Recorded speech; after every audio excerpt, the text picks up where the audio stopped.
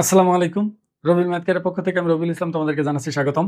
এখন আমি তোমাদের সামনে নবম দশম শ্রেণীর সাধারণ গণিত বইয়ের অধ্যায় ১৭ এর পরিসংখ্যান নিয়ে আলোচনা করব। পরিসংখ্যান চ্যাপ্টারটা তোমাদের জন্য খুবই গুরুত্বপূর্ণ। এই চ্যাপ্টার থেকে ২টা সৃজনশীল আসে, মিনিমাম ২ থেকে ৩টা এমসিকিউ আসবে এবং ১ থেকে ২টা এসকিউ আসবে। তার মানে তুমি ইচ্ছা করলে এখান থেকে প্রায় ২৫ মার্কের আনসার তুমি করতে পারবে ইচ্ছা করলে। তোমরা যদি ভিডিওটি সম্পূর্ণ মনোযোগ সহকারে দেখো, তুমি যদি আগে এই চ্যাপ্টার সম্পর্কে কিছুই না জানো, তা আজকে তুমি একদম 100% প্রস্তুত হয়ে যাবে ইনশাল্লাহ। একটু ধৈর্য ধরে মনোযোগ সহকারে তোমাকে দেখতে হবে। আমি বিস্তারিত বুঝাবো A to Z পরিসংখ্যানে যা যা লাগে, এমসিকিউ, সিকিউ এবং এসকিউ এর জন্য সবকিছু আমি এই ভিডিওতে তোমাদেরকে শেখানোর চেষ্টা করব। ভিডিওটা একটু বড় হতে পারে, তোমরা আমার সাথে সাথে তুলবে না। আমি এই ভিডিওর পিডিএফ ফাইলটা আমি ইউটিউবের ডিসক্রিপশন বক্সে দিয়ে দিব। আর যদি না দেই তাহলে তোমরা কমেন্ট করলে আমি হোয়াটসঅ্যাপ নাম্বারে তোমাদের পিডিএফটা দিয়ে দিব। এজন্য একটু মনোযোগ সহকারে দেখো, সহজেই বুঝতে পারবে, আর বুঝলে তুমি নিজে নিজেই করতে পারবে। চলো কথা না বাড়িয়ে তাহলে আমরা শুরু করি। দেখো, তথ্য উপাত্ত কি? তোমরা অনেকেই আছে যে ক্লাস 6-7 এ নতুন কারিকুলাম পড়ার কারণে এগুলো সম্পর্কে ধারণা পাওনি। আমি চেষ্টা করব এমসিকিউ এর জন্য যা যা জানার দরকার সবই জানানোর। আর সিকিউ এর জন্য তো কয়েকটা জিনিস জানলেই চলে, শুধু 6টা জিনিস আছে, ওইটা জানলেই তোমার সিকিউ 100% কমন পাবে। তো এইখানে আমরা দেখো তথ্য উপাত্তকে একটু বোঝানোর চেষ্টা করি। আমি যদি তোমাকে বলি আমি দশম শ্রেণীর গণিত পরীক্ষা নিয়েছি, দেখো দশম শ্রেণীর গণিত পরীক্ষা নিয়েছি, তার মধ্যে গণিতে প্রাপ্ত নম্বর হলো 30 জন শিক্ষার্থীর, মনে করো 30 জন শিক্ষার্থীর গণিতে প্রাপ্ত নম্বর যথাক্রমে 80, 85, 75, 70, 90, এভাবে করে মনে করো আমি সংখ্যাগুলো লিখলাম। তা আমি যদি তোমাকে এখন বলি আমি কি তোমাদেরকে জানাইলাম, দেখো তো আমি তোমাদেরকে জানিয়েছি হলো দশম শ্রেণীর গণিতে প্রাপ্ত 30 জন শিক্ষার্থীর নম্বর, মানে 30 জন শিক্ষার্থীর গণিতে প্রাপ্ত নম্বর, সোজা কথা। তো এই যে যে তথ্যটা আমি দিছি, এটা এটা এটা তথ্য, এটা আমরা জানি সবাই। মানে যেটা আমি দিলাম এটাকে বলা হয় তথ্য, মানে একত্রে পুরাটাকে আমরা বলতেছি তথ্য। আর এই যে তথ্য প্রকাশ করার জন্য যে সংখ্যাগুলো ব্যবহার করা হয়, দেখো এই সংখ্যাগুলোকে বলা হয় উপাত্ত। উপাত্তকে পরিসংখ্যানের কাঁচামাল বলা হয়। মানে এই যে যে সংখ্যাগুলো আছে এই সংখ্যাগুলোকে বলা হয় উপাত্ত, আর উপাত্ত হলো পরিসংখ্যানের কাঁচামাল। উপাত্ত ছাড়া তুমি তথ্য প্রকাশই করতে পারবে না। তাই এখানে খেয়াল করো, তাহলে প্রত্যেকে এক একটা করে কিন্তু উপাত্ত, আর সবাই পুরাটা একসাথে যখন বলতেছি তখন এটাকে বলা হচ্ছে তোমার হলো তথ্য। আর তথ্য এবং পরিসংখ্যানের মধ্যে সামান্য পার্থক্য আছে, সেটা কি দেখো, তথ্য শুধুমাত্র একজন স্টুডেন্টের নাম্বারও হতে পারে। যেমন আমি যদি তোমাকে বলি সকিনা গণিতে 75 পেয়েছে, তাহলে এটা কি হলো, এটা একটা তথ্য হয়ে গেছে, কিন্তু কিন্তু এটা পরিসংখ্যান হবে না। পরিসংখ্যান হতে গেলে বিস্তারিত অনেক বেশি কিছু থাকতে হবে, যেখান থেকে আমরা গড় বের করতে পারবো, মধ্যক বের করতে পারবো, অনেক কিছুই বের করা যাবে। অনেক মানে পরিসংখ্যান হিউজ পরিমাণ নেওয়া হয়, কিন্তু তথ্য একটা জিনিস নেওয়া হয়। এই জন্য বলা হয়, দেখবা যে এই জন্য বলা হয় সকল পরিসংখ্যানই তথ্য, কিন্তু সকল তথ্যই পরিসংখ্যান না। এটা তোমার মাথায় রাখতে হবে। আমি আশা করবো তোমরা তথ্য উপাত্ত কেটে বুঝতে পেরেছো। এখন এখানে সংজ্ঞা আছে, দেখো সংজ্ঞাগুলো আমি লিখে রাখছি, তুমি পিডিএফ যখন দিয়ে দেবো তুমি এগুলো লিখতে পারবা যদি তোমার প্রয়োজন হয়। এখানে দেখো আরেকটা নতুন জিনিস আছে, সেটা হলো চলক। চলক কি, এটা আমরা সবাই জানি, যেটা পরিবর্তনশীল মান নির্দেশ করে সেটাই চলক হিসাবে থাকবে। কিন্তু পরিসংখ্যানের মধ্যে চলক হিসাবে আমরা এই যে গণিতে প্রাপ্ত নম্বর, এটা একটা চলক হিসাবে কাজ করবে, বা গণসংখ্যা, এটা একটা চলক হিসাবে কাজ করবে। কতগুলো শিক্ষার্থীর বয়স বা এরকম বিভিন্ন ওজন হতে পারে, এগুলো সবই এক একটা চলক হিসাবে কাজ করবে। আর চলক দুই প্রকার হয়, একটা হলো বিচ্ছিন্ন চলক, আর একটা হলো অবিচ্ছিন্ন চলক। বিচ্ছিন্ন চলক বলতে যেটা বিচ্ছিন্ন, একটার সাথে একটা একেবারে কন্টিনিউয়াসলি চলে না। তুমি একটু বোঝার চেষ্টা করো, কিন্তু দেখো একের পর যদি আমি 2 বলি, এটা কিন্তু বিচ্ছিন্ন হয়ে যায়। কারণ দেখো একের পর কি সরাসরি 2 হয়, 1.1, 1.001 বা 1.5, এগুলোও তো 1 আর 2 এর মাঝখানে আছে। তা যে জিনিসটা শুধু পূর্ণ সংখ্যায় হয়, যে জিনিসটা শুধু পূর্ণ সংখ্যায় হয়, দেখবা যে এগুলো হলো বিচ্ছিন্ন। একের পর 2, 2 এর পর 3, এমন হয়ে যায়। মনে করো আমি তোমাকে বললাম যে আমার ক্লাসে এখন 30 জন স্টুডেন্ট আছে, পরের দিনকে আমি বলবো 30.5 জন আছে, এই 30.6 জন হলো, এই 31 জন হলো, এরকম হবে না। এই যে মানুষের সংখ্যা এটা এক এক করে বাড়ে, পাখির সংখ্যা এক এক করে বাড়ে, গণসংখ্যা বা শ্রেণী সংখ্যা এগুলো দেখবে এক এক করে বাড়ে। শ্রেণী 1, 2, 3 এভাবে চলবে, দশমিক কখনোই হবে না। যেগুলো সবসময় পূর্ণ সংখ্যা হয় সেগুলোকে বলা হয় হলো বিচ্ছিন্ন চলক। মানে এটা কখনোই ভগ্নাংশ হতে পারবে না, দশমিক হতে পারবে না। আর অবিচ্ছিন্ন চলক কোনগুলো?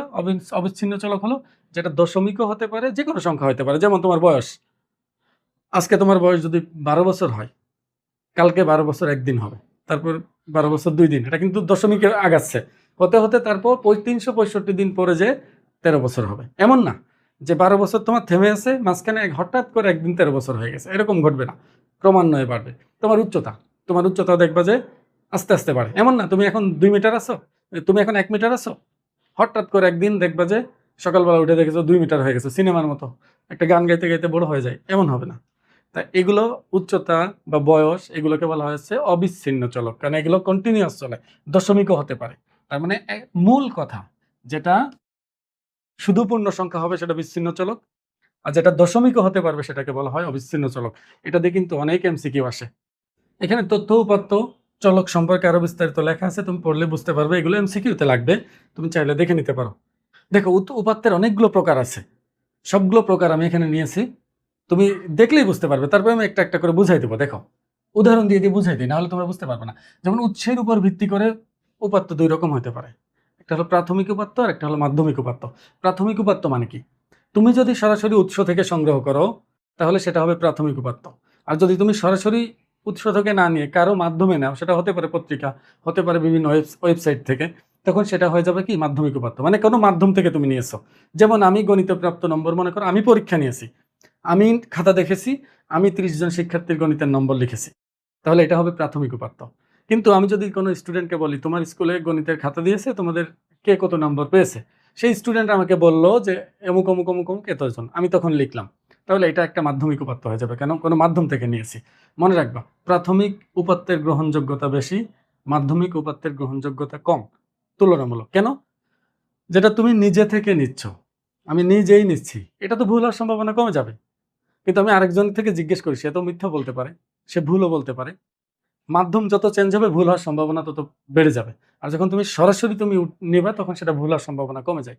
এই জন্য বলা হয় প্রাথমিক উপাত্তের গ্রহণযোগ্যতা বেশি আর মাধ্যমিক উপাত্তের গ্রহণযোগ্যতা তুলনামূলক কম। এগুলো কিন্তু এমসিকিউতে আসে। এখন দেখো, এরপরে বলছে উপস্থাপনের উপর ভিত্তি করে। দেখো উপাত্তগুলো যখন তুমি উপস্থাপন করবা, এর উপর ভিত্তি করে 2 রকম হতে পারে। সেটা একটা হলো বিন্যস্ত, একটা হলো অবিন্যস্ত। এটা তোমরা জানো যে অবিন্যস্ত মানে কি, যেটা উল্টাপাল্টা থাকে, কোনো ক্রমও মেনটেন করে না, ছোট থেকে বড় বা বড় থেকে ছোট এগুলো মেনটেন করে না, তখন এটাকে বলা হয় অবিন্যস্ত উপাত্ত। আর বিন্যস্ত উপাত্ত মানে যদি আমি ক্রম মেনটেন করি, ছোট থেকে বড় সাজাই, তখন সেটাকে আমরা বলতে পারবো হলো বিন্যস্ত উপাত্ত।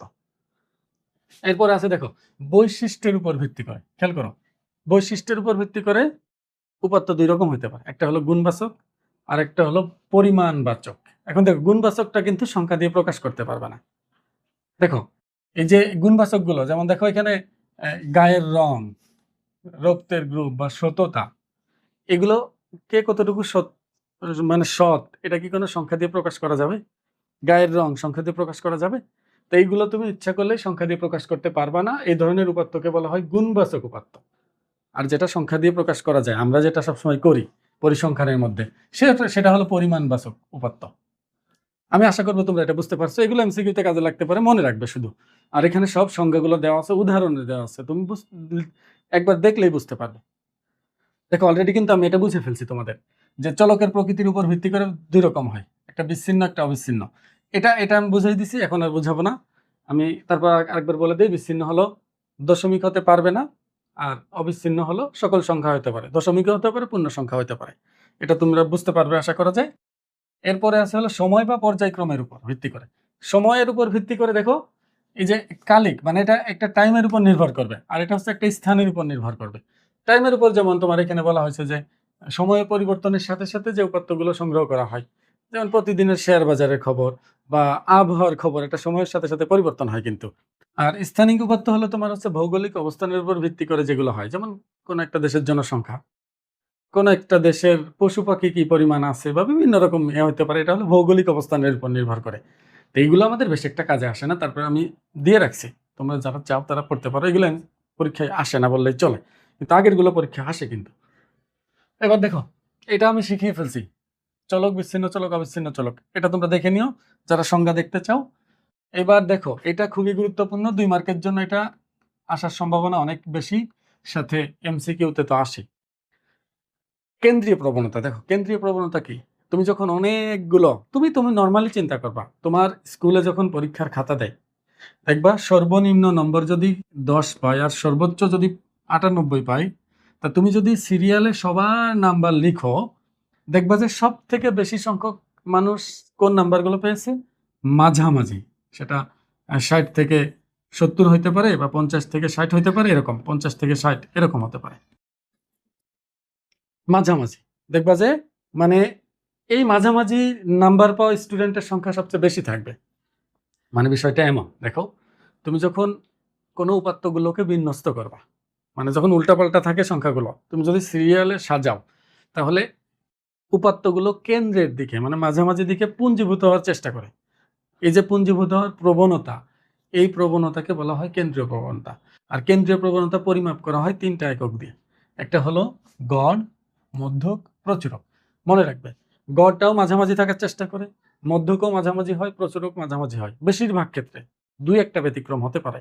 তুমি যে অঙ্কই করো না কেন, দেখবা যে উপাত্ত যদি 10 থেকে শুরু হয়, এমন থাকে না, 10 থেকে 20, 21 থেকে 30 এমনি থাকে না, পরে দেখবা যে এই সর্বনিম্ন এবং সর্বোচ্চ সংখ্যার ঠিক মাঝামাঝির দিকে থাকে হলো গড়। উত্তর বের করলে দেখবা যে গড় মাঝামাঝি আসছে। মধ্যকও মাঝামাঝি পাবা, প্রচুরকও মাঝামাঝি পাবা। এটা যখন আমরা গড়, মধ্যক, প্রচুরক করাবো তখন তুমি সহজে বুঝতে পারবে।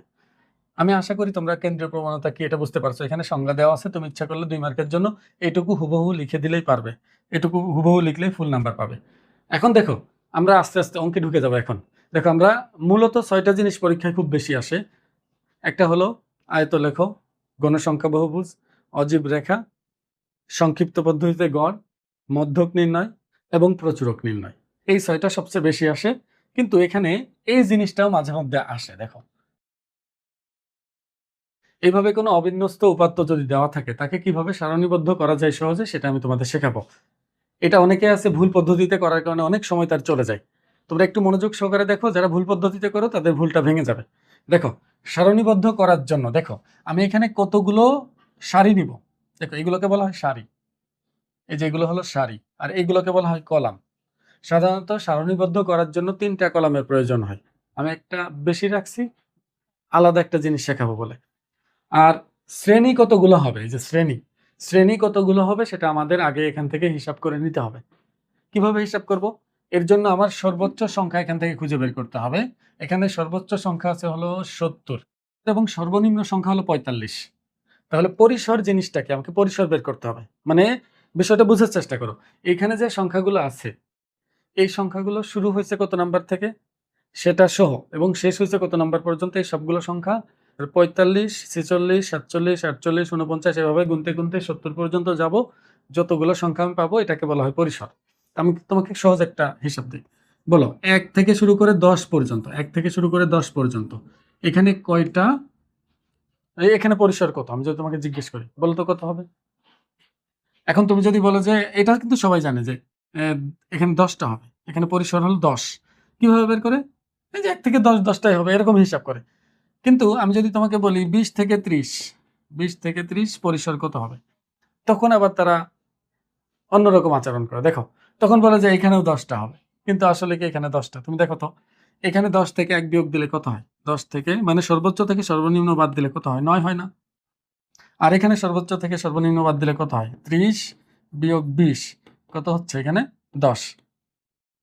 আচ্ছা, এখানে 9 হলো, তারপর তুমি বললে যে পরিসর 10, আর এখানে 10 হচ্ছে, তারপর পরিসর 10 বলবা কেন? এটা কিন্তু আমার ম্যাক্সিমাম স্টুডেন্ট এমন বলে, তাই আমি বলতেছি। কারণ স্টুডেন্টদের মানে ইয়াগুলো একরকম, বৈশিষ্ট্য একরকম হয় বেশিরভাগ ক্ষেত্রে। তোমরা অনেকে এরকম চিন্তা করতে পারো আরকি। দেখো, তার মানে পরিসর আমরা যেভাবে বলি, এটা হলো আমাদের চিন্তা থাকে ভুল। সঠিক চিন্তাটা কিভাবে? তুমি সর্বোচ্চ থেকে সর্বনিম্ন বাদ দিবা, তার সাথে একটা 1 যোগ করবা, তারপর বলবা এটা হলো পরিসর। তাই এখানেও তোমার এটাই করা উচিত ছিল। 30 থেকে 20 বাদ দিলে 10 হয়, 10 এর সাথে 1 যোগ করে বলার দরকার যে 11 হলো এখানে পরিসর। এখানে পরিসর কত? 11 হবে।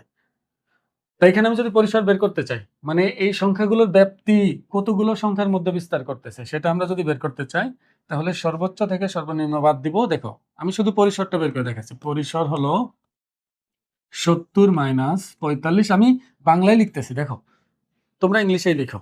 আমি যেহেতু উপাত্তগুলো বাংলায় তুলে ফেলছি, সেজন্য বাংলায় লিখতেছি। তোমরা ইংলিশে লিখো, প্রশ্নে ইংলিশেই দেওয়া থাকবে হয়তো। তা দেখো, 45 থেকে 70 থেকে 45 বাদ দিলে যা হবে তার সাথে 1 যোগ করবো, 25, 26 হবে তাহলে। তার মানে এখানে পরিসর কত আসতেছে? 26।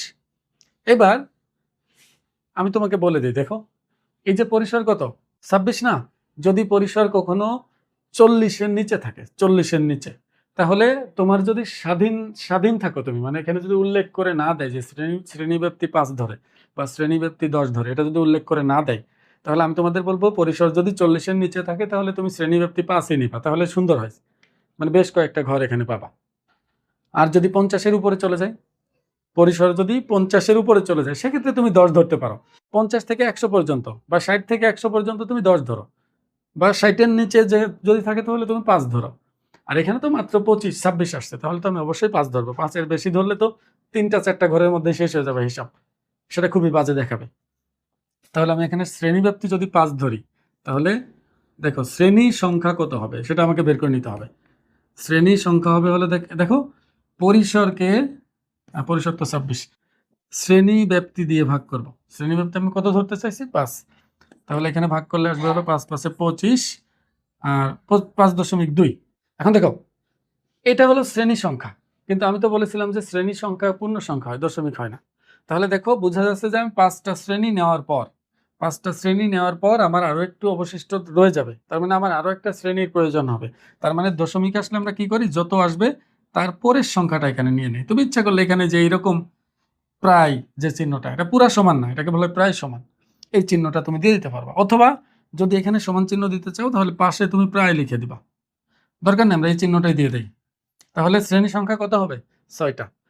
দেখো 6টা শ্রেণীর মধ্যে আমরা কোথায় কি লিখবো সেটা বলে দেই। এখানে এটা হলো শ্রেণী ব্যাপ্তি বা শ্রেণী ব্যবধান, এটা হবে শ্রেণী ব্যাপ্তি বা শ্রেণী ব্যবধান, তুমি যাই লিখো না কেন। আর এখানে আমরা ট্যালি চিহ্ন দিব, ট্যালি ছাড়া শ্রেণীবদ্ধ করা অনেক কঠিন হয়ে যাবে। আর এটা হলো গণসংখ্যা। এই 3টা থাকলেই চলে। দেখো এই 3টা জিনিস করতে পারলে সারণীবদ্ধ করা হয়ে যায়। এখন দেখো শ্রেণীব্যাপ্তি শুরু হয়েছে কত থেকে? শুরু হচ্ছে 45 থেকে, তাহলে 45 থেকে 5 করে তো নিব, তাহলে 49। 50 থেকে 54, 55 থেকে 59, 60 থেকে 64, 65 থেকে 69, 70 থেকে 74, শেষ হচ্ছে না? হ্যাঁ 70 পর্যন্ত। তাহলে 70 থেকে 74 এই পর্যন্ত দিলেই হচ্ছে। এবার দেখো আমরা এখান থেকে শুরু করবো। 45, ভালো করে খেয়াল করো, 45 কোন ঘরে? এই ঘরে, তাহলে এখানে একটা টেলি। এরপর কত? 50, 50 কোথায়? এখানে একটা টেলি। 55 এখানে, 51 এখানে, 56 এই ঘরে, 57 এই ঘরে, 56 এই ঘরে, 60 এখানে, 58। দেখো 58 এই ঘরে না, যখনই 4টা হবে তখন 5টা এইভাবে করে বান্ডিল দিয়ে দেবো, মানে 5টা করে বান্ডিল করছি আর কি। 5 নাম্বারটা এইভাবে দিয়ে হিসাব করার জন্য, যেন যোগ করার সময় আরো সহজ হয় জিনিসটা। এরপর আছে 60, 60 কোন ঘরে? এই ঘরে। তারপর 61, 61 কোন ঘরে? এখানে। তারপর আবার 60 এখানে, 62 এখানে, 60 এখানে, 63 এখানে, এক ঘরের মধ্যে সব, 64 এখানে, 60 আবার এখানে, তারপর 61, এটা তো আমি হিসাব করছি, 61 এখানে, 63 এই ঘরে, 66 এখানে, 67 এখানে, 61 এই ঘরে, 70 আগে আমি করেছিলাম, এটা 70 এখন থাকেনি, 70 এখানে, আবার 70 এখানে, 68 এখানে, 60 এই ঘরে, 60 এত বেশি কেন জায়গা হবে, 63 আবার এখানে, 61 আবার এখানে, 50 এখানে, 55 এই ঘরে, 57 এই ঘরে, 56 এই ঘরে, 63 আবার এই ঘরে, 60 আবার এই ঘরেই, 62 এখানে, 56 এখানে, 67 67 এইখানে, 70 আছে হলো এই ঘরে, 69 এখানে, আবার 70 এখানে, 69 এখানে, 68 এখানে, আবার 70 এখানে, 60 এখানে, 56 এখানে, 58 এটা, 61 এটা, 63 64। দেখো আমার এখানে ট্যালি দেওয়া হয়ে গেছে না? এখন দেখবো এখানে কয়টা আছে, একটা, তাহলে এখানে গণসংখ্যা 1, এখানে গণসংখ্যা 3, এখানে গণসংখ্যা হলো 5 5 10 আর 1 11, এখানে গণসংখ্যা 3 5 15 4 5 20 22, এখানে গণসংখ্যা হবে 7টা, এখানে গণসংখ্যা হলো 5টা। এবার আমরা গণনা করে দেখি মোট কতজন ছিল। 49 জন না, দেখি 49 জন হয় কিনা। 7 5 12 12 আর 22 কত? 34 আর 11 45 আর 3 48 আর 1 49। তাহলে মোট গণসংখ্যাকে n দিয়ে প্রকাশ করি, তাহলে n হলো এখানে 49। আর তুমি যদি এখানে লিখতে চাও যে মোট গণসংখ্যা, এটা তোমার ইচ্ছা, দেখো এই যে যতটুকু আমি করছি এটা সারণীবদ্ধ হয়ে গেছে। তো অনেকে আছে কি করে, এটা পুরাটা আগে দেখে যে 45 থেকে 49 কয়টা আছে পুরাটা গুনে, গুনে আবার এটা গুনে, পরে আবার গুনে, গুনতে গুনতে একেবারে পাগল হয়ে যায়। অনেক সময় লেগে যায় তার। তুমি একবার এভাবে ধরবা, ধরে এটা দেখবা, এখানে পেন্সিল দিয়ে দাগ দিয়ে এখানে ট্যালি দিয়ে দিবা। ট্যালিটা তো মূলত এই জন্যই, ট্যালি দেখে তারপর সংখ্যাগুলো বসিয়ে দিবা এখানে শেষে। এটাই সহজ হিসাব। তো দেখো আমি আশা করবো তোমরা এটা বুঝতে পেরেছো। আর আমি এখানে এটা কেন রেখেছি, আরেকটা জিনিস তোমাদের শেখানোর জন্য, সেটা হলো ক্রমযোজিত গণসংখ্যা শেখানোর জন্য। ক্রমযোজিত গণসংখ্যা, দেখো ক্রমযোজিত গণসংখ্যা মানে কি, গণসংখ্যাগুলো ক্রমান্বয়ে যোগ করো। যেমন দেখো এখানে এক আছে না, এখানে তো এক যোগ করলে তো একই হবে। এবার ১ আর ৩ যোগ করবো, দেখো ১ আর ৩ যোগ করে এখানে বসাবো, ১ আর ৩ যোগ করলে কত হয় ৪। এবার ১ ৩ ১১ যোগ করে এখানে বসবে। তাহলে তুমি একটু খেয়াল করো, ১ যোগ ৩ ৪, এই ৪ তো আমি আগেই এখানে বসিয়ে রাখছি। তাহলে আমি ১ ৩ ১১ যোগ করে এখানে বসানো হচ্ছে, ৪ এর সাথে ১১ যোগ করে বসিয়ে দিলে তো আমি ইজিলি পেয়ে যাবো জিনিসটা। তাহলে ৪ আর ১১ কত হবে ১৫, এইভাবে যোগ করে দেই। আর এই তিনটার যোগফল যেহেতু আগেই জানা আছে, তাহলে এই তিনটার সাথে এটা যোগ করার মানে আর এটার সাথে এটা যোগ করার মানে একই কথা। তাহলে এই দুটো যোগ করলে হলো ৩৭, এই দুটো যোগ করলে হবে ৪৪, এটা যোগ করলে হবে ৪৯। তাহলে এই মোট গণসংখ্যাটা এভাবে চলে আসে আর কি, ক্রমযোজিত গণসংখ্যা দিয়ে। আমাদের দুইটা ক্ষেত্রে ক্রমযোজিত গণসংখ্যা লাগবে। একটা হলো অজীব রেখা আঁকার সময়, আর একটা হলো তোমার এই মধ্যক নির্ণয়ের সময়। এই দুইটার ক্ষেত্রে আমাদের অবশ্যই ক্রমযোজিত গণসংখ্যাটা লাগবে, না হলে বের করতে পারবো না। আমি আশা করব তোমরা এটার সিস্টেমটা বুঝছো, যে এটা কিভাবে বের করতে হয়, ছকটা কিভাবে তৈরি করতে হয়। এখন পরেরটাই যাই। দেখো আমরা যে ৬টা জিনিস শিখতে চেয়েছিলাম, তার মধ্যে আয়তলেখ, গণসংখ্যা বহুভুজ, অজীব রেখা, গড়, মধ্যক, প্রচুরক, এই তিনটা। তাহলে মোট ৬টা হলো। এই ৬টা আমি একই অঙ্ক দিয়ে বুঝাবো তোমাদের, কারণ সংখ্যা যাই হোক নিয়ম তো আর চেঞ্জ হবে না। তো এখানে দেখো আমি যেটা বেছে নিয়েছি সেটা হলো শ্রেণী ব্যক্তির অবস্থা কেন, এটা কিন্তু শ্রেণী ব্যক্তি। হ্যাঁ, এটা ওভার রাইটিং হয়ে গেছে, বলছে ডাবল হয়ে গেছে। এখানে শ্রেণী ব্যক্তি শুরু হয়েছে ৩১ থেকে আর শেষ হয়েছে কত ১০০। তাহলে এখানে পরিসর আছে হলো ১০০ বিয়োগ ৩১, তার সাথে ১ যোগ, তাহলে কত হচ্ছে এখানে ৬৯ ১ ৭০। এখন বিষয়টা বোঝার চেষ্টা করো, কিন্তু এখানে যে গ্রাফটা আমাকে দিবে, এই গ্রাফের মধ্যে ৭০টা ঘর নাও থাকতে পারে। দেখো ১ ২ ৩ ৪ ৫ ৬ ৭ ৮ ৯ ১০ ১১ ১২ ১৩ ১৪ ১৫ ১৬ ১৭ ১৮ ১৯ ২০, মাত্র ২০টা ঘর আছে। তোমাদের ২০টা না, আরো বেশি থাকবে। আমি শুধু বুঝাই দিব যে কিভাবে আঁকতে হয়। এইগুলোকে বলা হয় হচ্ছে একক। তাহলে দেখো কতগুলো একক আছে এখানে, ৭০টা একক আছে। আর আমার ঘর আছে মাত্র অল্প সংখ্যক। মানে তুমি এভাবে চিন্তা না করে এভাবে চিন্তা করো, এটা তোমার আত্মীয় স্বজন বা মানুষের সংখ্যা, সোজা কথা মানুষ। আর এটা তোমার এমনি ঘর, মানুষের থাকার ঘর। তা তোমার বাসায় মনে করো ৭০ জন মানুষ এসে পড়ছে, আত্মীয় স্বজন কোনো না কোনো কারণে আসছে মনে করো। তা এখন তোমার ঘর যদি থাকে হলো ৩৫টা, তুমি কি বলবা যে না আপনারা ৩৫ জন ৩৫টা ঘরে থাকেন আর বাকি ৩৫ জন চলে যান, থাকতে পারবেন না? এটা কি বলবা? বলবা না। তখন তুমি কি করবা? তুমি বলবা যে আচ্ছা আপনারা ২ জন করে এক এক ঘরে থাকেন। ২ জন করে যদি এক এক ঘরে থাকেন, তাহলে আমার ৩৫টা ঘরের মধ্যেই ৭০ জন মানুষকে স্থান দিতে পারবো, তাই না? তো এইখানেও বিষয়টা এমন, এটা এই যে একক আর এই ঘর, আমাকে তো এটা দিয়েই গ্রাফ আঁকতে হবে, মনে করো এটা আঁকতেই হবে। তখন আমি কি করবো যে আচ্ছা এখানে একক বেশি, তাহলে আমি ২টা করে একক একটা ঘরে আমি ঢুকাই দিব, অথবা ৪টা করে এককও তুমি ইচ্ছা করলে এক ঘরে ঢুকাইতে পারবে, এটা তোমার ইচ্ছা। তা আমি বলবো ২ একক সমান এক ঘর, এটা ধরলেই তোমার গ্রাফের মধ্যে ধরে যাবে, জায়গা হয়ে যাবে। আমি পুরাটা লিখবো না, আমি কিন্তু এই যে দেখা যাচ্ছে এতটুকু লেখার পর বাকিটা ফাঁকা রেখে দিব, জায়গা নেই যেহেতু, কারণ তুমি এতটুকু বুঝলে বাকিটা তুমি পারবে আশা করা যায়। একটু ভালো করে বোঝার চেষ্টা করো। অনেক সময় আমরা লিখি না ২ ঘর সমান ১ একক বা ২ একক সমান ১ ঘর, এই কথাটাই অনেকে বুঝে না, কিন্তু এটা যে খুবই সহজ কথা, খুবই সহজ কথা। দেখো আমরা যখন আয়তলেখ অঙ্কন করি তখন প্রধান শর্ত হলো আমি এক্স অক্ষ বরাবর, এটা মনে করো এক্স অক্ষ ও এক্স, আর এটা মনে করো ওয়াই অক্ষ, এটা হলো ওয়াই অক্ষ, এটা হলো ওয়াই অক্ষ। একটু খেয়াল করো, আমরা কিন্তু স্থানাঙ্ক ব্যবস্থা জানি ৪টা চতুর্ভাগ হয়। ৪টা চতুর্ভাগের মধ্যে শুধু প্রথম চতুর্ভাগে সব পজিটিভ, এক্স অক্ষ বরাবরও পজিটিভ, ওয়াই অক্ষ বরাবরও পজিটিভ। আর পরিসংখ্যানে কোনো নেগেটিভের হিসাব নেই, পরিসংখ্যানে সবকিছুই পজিটিভ আসে, গড়, মধ্যক, প্রচুরক তুমি যাই বের করো না কেন সবকিছুই পজিটিভ আসে। তো এই জন্য কি হয়, পরিসংখ্যানের জন্য এই যে বাকি দেখো এই যে এইদিকে একটা ঘর, এদিকে একটা ঘর, এদিকে একটা ঘর, এগুলো না লিখলেও হয়, শুধু প্রথম চতুর্ভাগটা আঁকলেই চলে। এই জন্য আমরা কি করি, আমরা শুধুমাত্র প্রথম চতুর্ভাগটা এঁকে রাখি আর অন্যগুলো আঁকি না, শুধু একটা দিয়ে কাজ চালিয়ে নেই। এখন দেখো এক্স অক্ষ বরাবর সবসময় অবিচ্ছিন্ন শ্রেণীসীমা তোমাকে নিতে হবে, শর্ত আছে। আয়তলেখ অঙ্কন করার সময় অবশ্যই তোমাকে অবিচ্ছিন্ন শ্রেণীসীমা নিতে হবে। তুমি যদি অবিচ্ছিন্ন শ্রেণীসীমা না নাও তাহলে এটা আয়তলেখ থাকবে না, এখানে এটা তখন স্তম্ভ লেখের মতো হয়ে যাবে। ছোটবেলায় স্তম্ভ লেখে রাখতে না, একটা একটা করে মাঝখানে দূরত্ব হয়ে যায়, তো সেটা হয়ে যাবে, এটা করা যাবে না। শর্ত হলো তুমি যখন এই আয়তলেখ আঁকবা তখন অবশ্যই একটার সাথে আর একটা অবশ্যই মিলে যেতে হবে, কোনো ফাঁকা থাকতে পারবে না মাঝখানে। এখন তুমি বলো তো এখানে এই যে 31 থেকে 40, মনে করো 31 থেকে 40, আমি এটা লিখলাম 31, এটা 31, এটা মনে করো 40।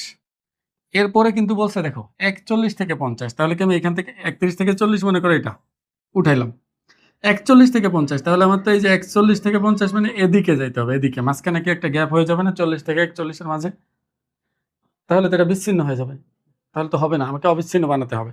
তো অবিচ্ছিন্ন বানানোর জন্য শর্ত হলো এই যে দেখো 3টা পদ্ধতিতে অবিচ্ছিন্ন বানানো যায়। একটা হলো সবার নিম্ন সীমা থেকে 1 বিয়োগ করে দেওয়া, যেমন এটা থেকে 1 বিয়োগ করলে হবে 30, এখান থেকে 1 বিয়োগ করলে হবে 40, এখান থেকে 1 বিয়োগ করলে হবে 50, এখান থেকে 1 বিয়োগ করলে হবে 60, তখন দেখবা যে এইটা আর এটা সমান হয়ে যাবে। আমি একটা নতুন ছক করে তোমাদের দেখাবো, আমি আগে বলতেছি দেখো। তাহলে আমাকে অবিচ্ছিন্ন বানাতে হবে, বানায় তারপর এই এক্স অক্ষ বরাবর অবিচ্ছিন্ন শ্রেণীসীমা নিতে হবে, অবিচ্ছিন্ন শ্রেণীসীমা আমাকে নিতে হবে। আর ওয়াই অক্ষ বরাবর নিতে হয় হচ্ছে গণসংখ্যা, এদিকে নিতে হয় হচ্ছে গণসংখ্যা, এটা হলো নিয়ম। আমি শুধু বোঝানোর জন্য তোমাকে এত কিছু বলতেছি, তোমরা সুন্দরভাবে আঁকবা। তুমি শুধু মনে রাখবা এক্স অক্ষ বরাবর অবিচ্ছিন্ন শ্রেণীসীমা, ওয়াই অক্ষ বরাবর নিতে হচ্ছে গণসংখ্যা, আয়তলেখের ক্ষেত্রে এটা শর্ত। আর অবশ্যই পাশে আমাদেরকে অবিচ্ছিন্ন শ্রেণীসীমা তৈরি করে নিতে হবে। দেখো অবিচ্ছিন্ন শ্রেণীসীমা যদি আমি তৈরি করতে চাই, আমি ঘরে এঁকে নিই আমার মতো। দেখো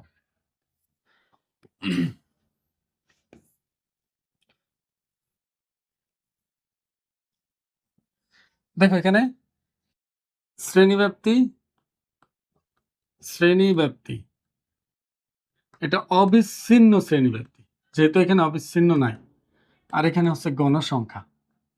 ভালো করে মনোযোগ দিও, দেখো শ্রেণীব্যাপ্তি শুরু হয়েছে কত 31 থেকে 40, 41 থেকে 50, 51 থেকে 60,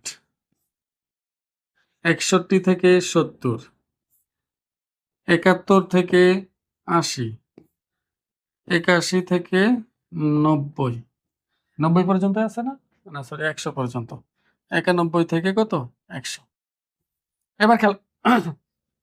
এবার খেয়াল করো, এটা হলো প্রথম শ্রেণী, প্রথম শ্রেণীর নিম্ন সীমা হলো 31, প্রথম শ্রেণীর উচ্চ সীমা হলো 40, দ্বিতীয় শ্রেণীর নিম্ন সীমা 41, দ্বিতীয় শ্রেণীর উচ্চ সীমা হলো 50। মনে রাখবা প্রতিটা শ্রেণীতে একটা করে নিম্ন সীমা এবং একটা করে উচ্চ সীমা থাকে। তা আমাকে দেখতে হবে এটা বিচ্ছিন্ন নাকি অবিচ্ছিন্ন। বিচ্ছিন্ন হয়, দেখো ভালো করে খেয়াল করো, বিচ্ছিন্ন হবে যদি যে কোনো শ্রেণীর উচ্চ সীমা আর পরবর্তী শ্রেণীর নিম্ন সীমা একই না হয়ে ভিন্ন ভিন্ন হয়।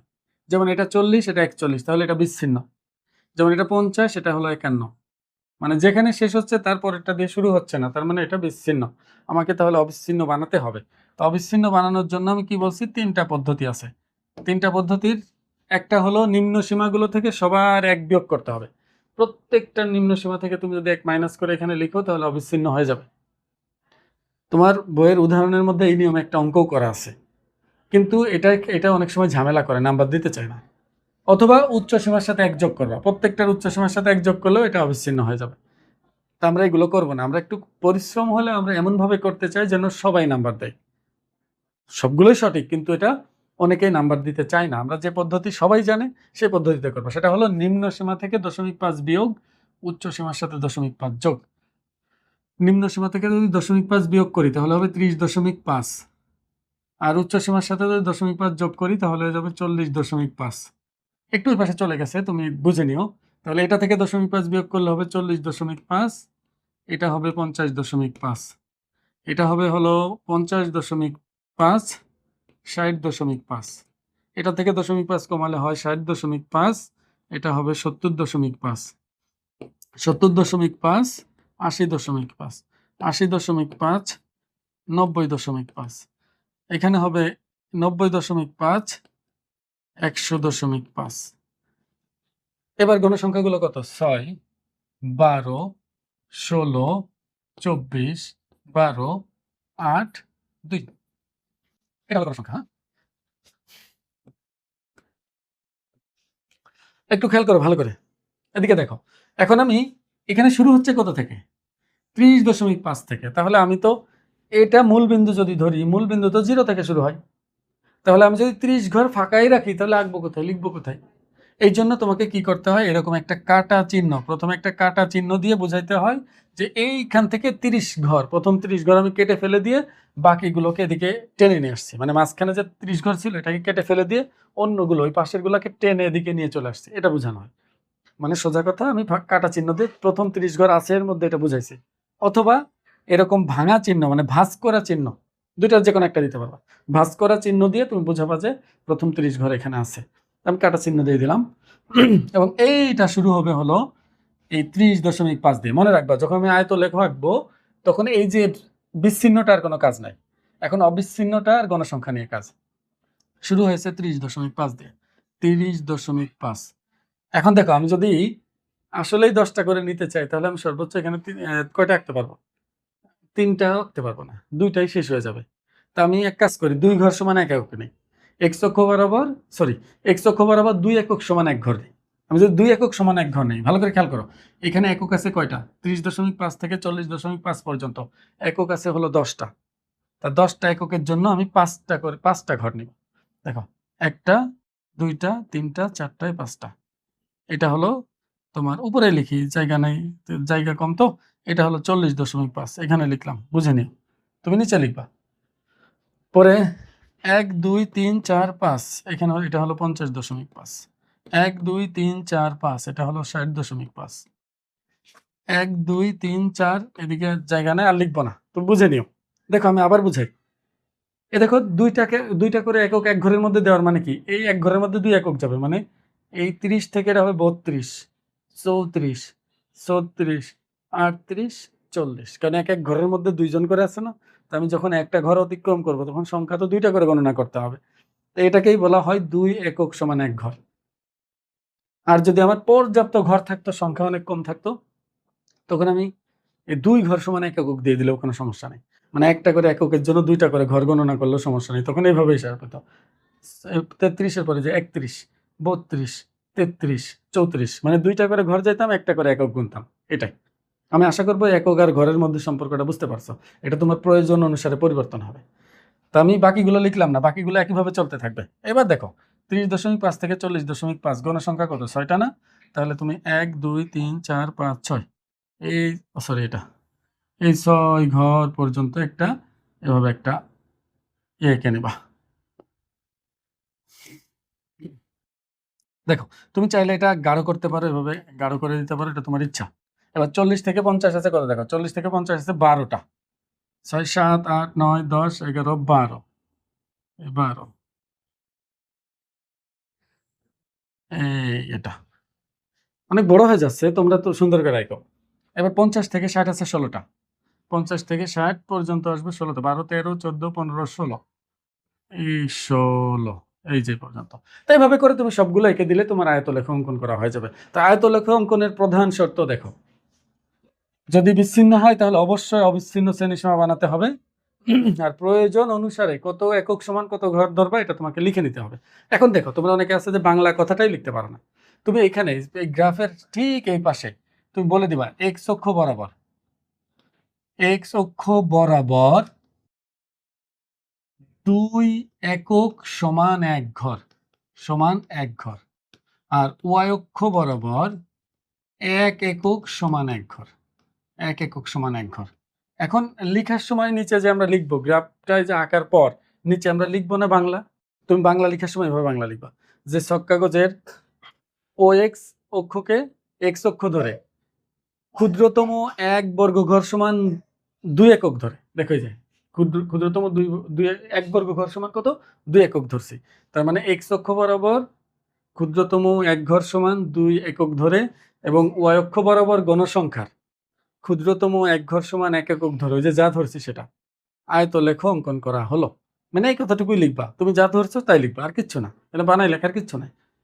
কারণ সবাই যে একই লিখবে এমন না। কেউ যদি 1 ঘর সমান 1 একক ধরে, সে অবশ্যই এখানে এক্স অক্ষ বরাবর 1 একক সমান 1 ঘর, এটা তুমি সে বলবে। তো এটা গেল আমি যেটা আঁকলাম, এটাকে আমরা বলতেছি হলো আয়তলেখ। এরপরে দেখো আয়তলেখের পরে আছে হলো গণসংখ্যা বহুভুজ। এটা খুবই সহজ। গণসংখ্যা বহুভুজের জন্য কি করতে হয়? এই যে আমরা এক্স অক্ষ বরাবর কি ধরছি, অবিচ্ছিন্ন শ্রেণীসীমা ধরছি না? কিন্তু আমরা অবিচ্ছিন্ন শ্রেণীসীমা না ধরে কি করব? শ্রেণীর মধ্যমান ধরব। মনে রাখবা যে শুধুমাত্র আয়তলেখ যখন অঙ্কন করবো তখন তোমাকে 100% অবিচ্ছিন্নটা করে নিতে হবে। আর বাকিগুলার ক্ষেত্রে তুমি যদি অবিচ্ছিন্ন না করো কোনো সমস্যা নেই। অবিচ্ছিন্ন করলেও সমস্যা নেই, না করলেও সমস্যা নেই। তাহলে আমরা কেন করতে যাব? তাহলে বাকিগুলো কিভাবে আঁকতে হয় দেখো ভালো করে। এখান থেকে আমি এঁকে দেই। মনে করো আয়তলেখ অঙ্কন করার পর তারপরেও তোমার গণসংখ্যা বহুভুজ অঙ্কন করা যায়। কিভাবে দেখো? এই যে 30 থেকে 40 আছে না, এর মধ্যবিন্দুগুলো বের করতে হয়, শ্রেণী মধ্যমানগুলো নিতে হয়। শ্রেণী মধ্যমান কিভাবে বের করতে হয়? এই দুইটা যোগ করে 2 দিয়ে ভাগ করতে হয়। এই দুইটা যোগ করে 2 দিয়ে ভাগ দিলে হবে হচ্ছে তোমার 35.5। হ্যাঁ, খুব সম্ভবত 35.5 আসবে। এটা আসবে হলো 45.5, এটা 55.5, এভাবে আসবে না? তাই 35.5 ঠিক মাঝখানে যে বিন্দুটা, এই বিন্দু বরাবর একদম উপরে আমরা একটা ফোঁটা দিব। আবার এই যে 45.5 যেটা, এখান থেকে ঠিক বরাবর উপরে একটা ফোঁটা। ঠিক একইভাবে প্রত্যেকটা শ্রেণীর মধ্যবিন্দু বরাবর আমরা একটা করে ফোঁটা দিব। পরে এইভাবে এগুলোকে আমরা যোগ করে দিব। প্রত্যেকটা যোগ করতে থাকবো, বাকিগুলো যোগ করতে থাকবো। যখন যোগ করা হয়ে যাবে তখন দেখবা যে এই মাঝখানে যে একটা এরিয়া এখানে তৈরি হবে, সেটা আয়তলেখ আঁকো বা না আঁকো। তো এই যে ভিতরে যেটা উৎপন্ন হলো এটাকে আমরা বলতেছি হলো গণসংখ্যা বহুভুজ। সোজা কথা, তুমি এই দাগগুলো যোগ করে দিলে যা হবে এটাই গণসংখ্যা বহুভুজ। গণসংখ্যা বহুভুজ আমার বিশ্বাস তোমরা আঁকতে পারবে। তুমি শুধু শ্রেণী মধ্যমান নিবা, এটাই কাজ। আমি ওই পাশে একটু এঁকে দেওয়ার চেষ্টা করি। দেখো, এটা শ্রেণী মধ্যমান আমি এখানে লিখতেছি। এটা শ্রেণী মধ্যমান 35.5, এটা হলো 45.5, এটা হলো 55.5, এটা হলো 65.5, এটা হলো 75.5, এভাবে করতে করতে 85.5, এভাবে চলবে। দেখো আমি এখানে তোমাদের রেখে দেই, এখানে বড় করে আমি নিয়ে নিলাম।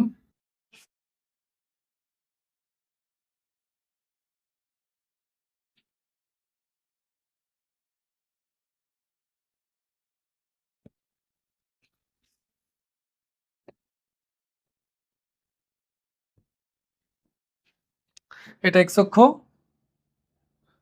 এটা মনে করো ওয়াই অক্ষ। ধরলাম এটা সোজা।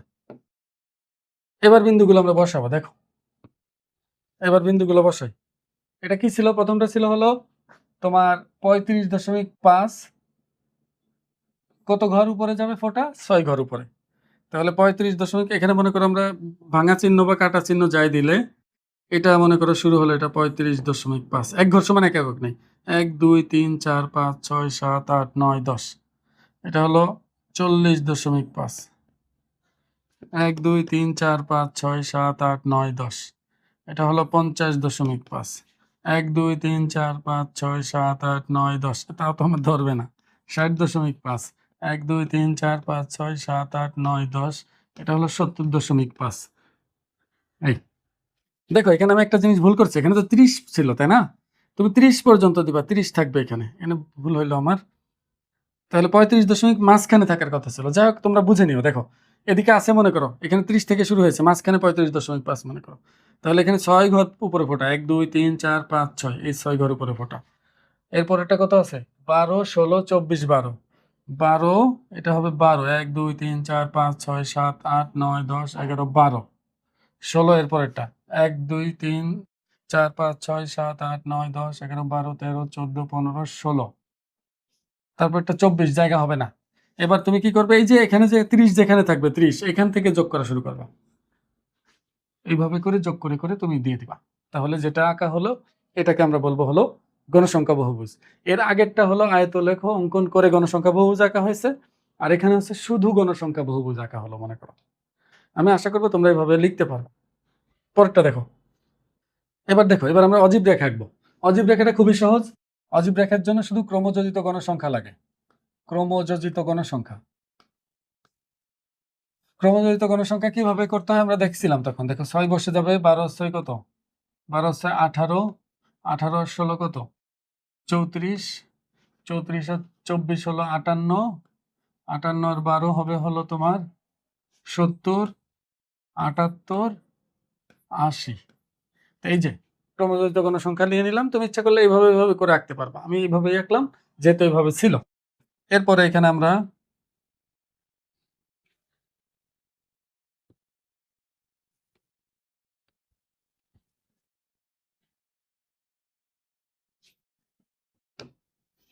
এটা এক্স অক্ষ, সরি এটা ওয়াই, এটা এক্স অক্ষ, এটা ওয়াই অক্ষ, ঠিক আছে। এদিকে দেখো, শুরু হলো কত থেকে? শুরু হয়েছে এখানে 31 থেকে। তাহলে এখানে খেয়াল করো শ্রেণীগুলো কেমন আছে, 31 থেকে 40, 41 থেকে 50, 51 থেকে 60 এভাবে আছে না?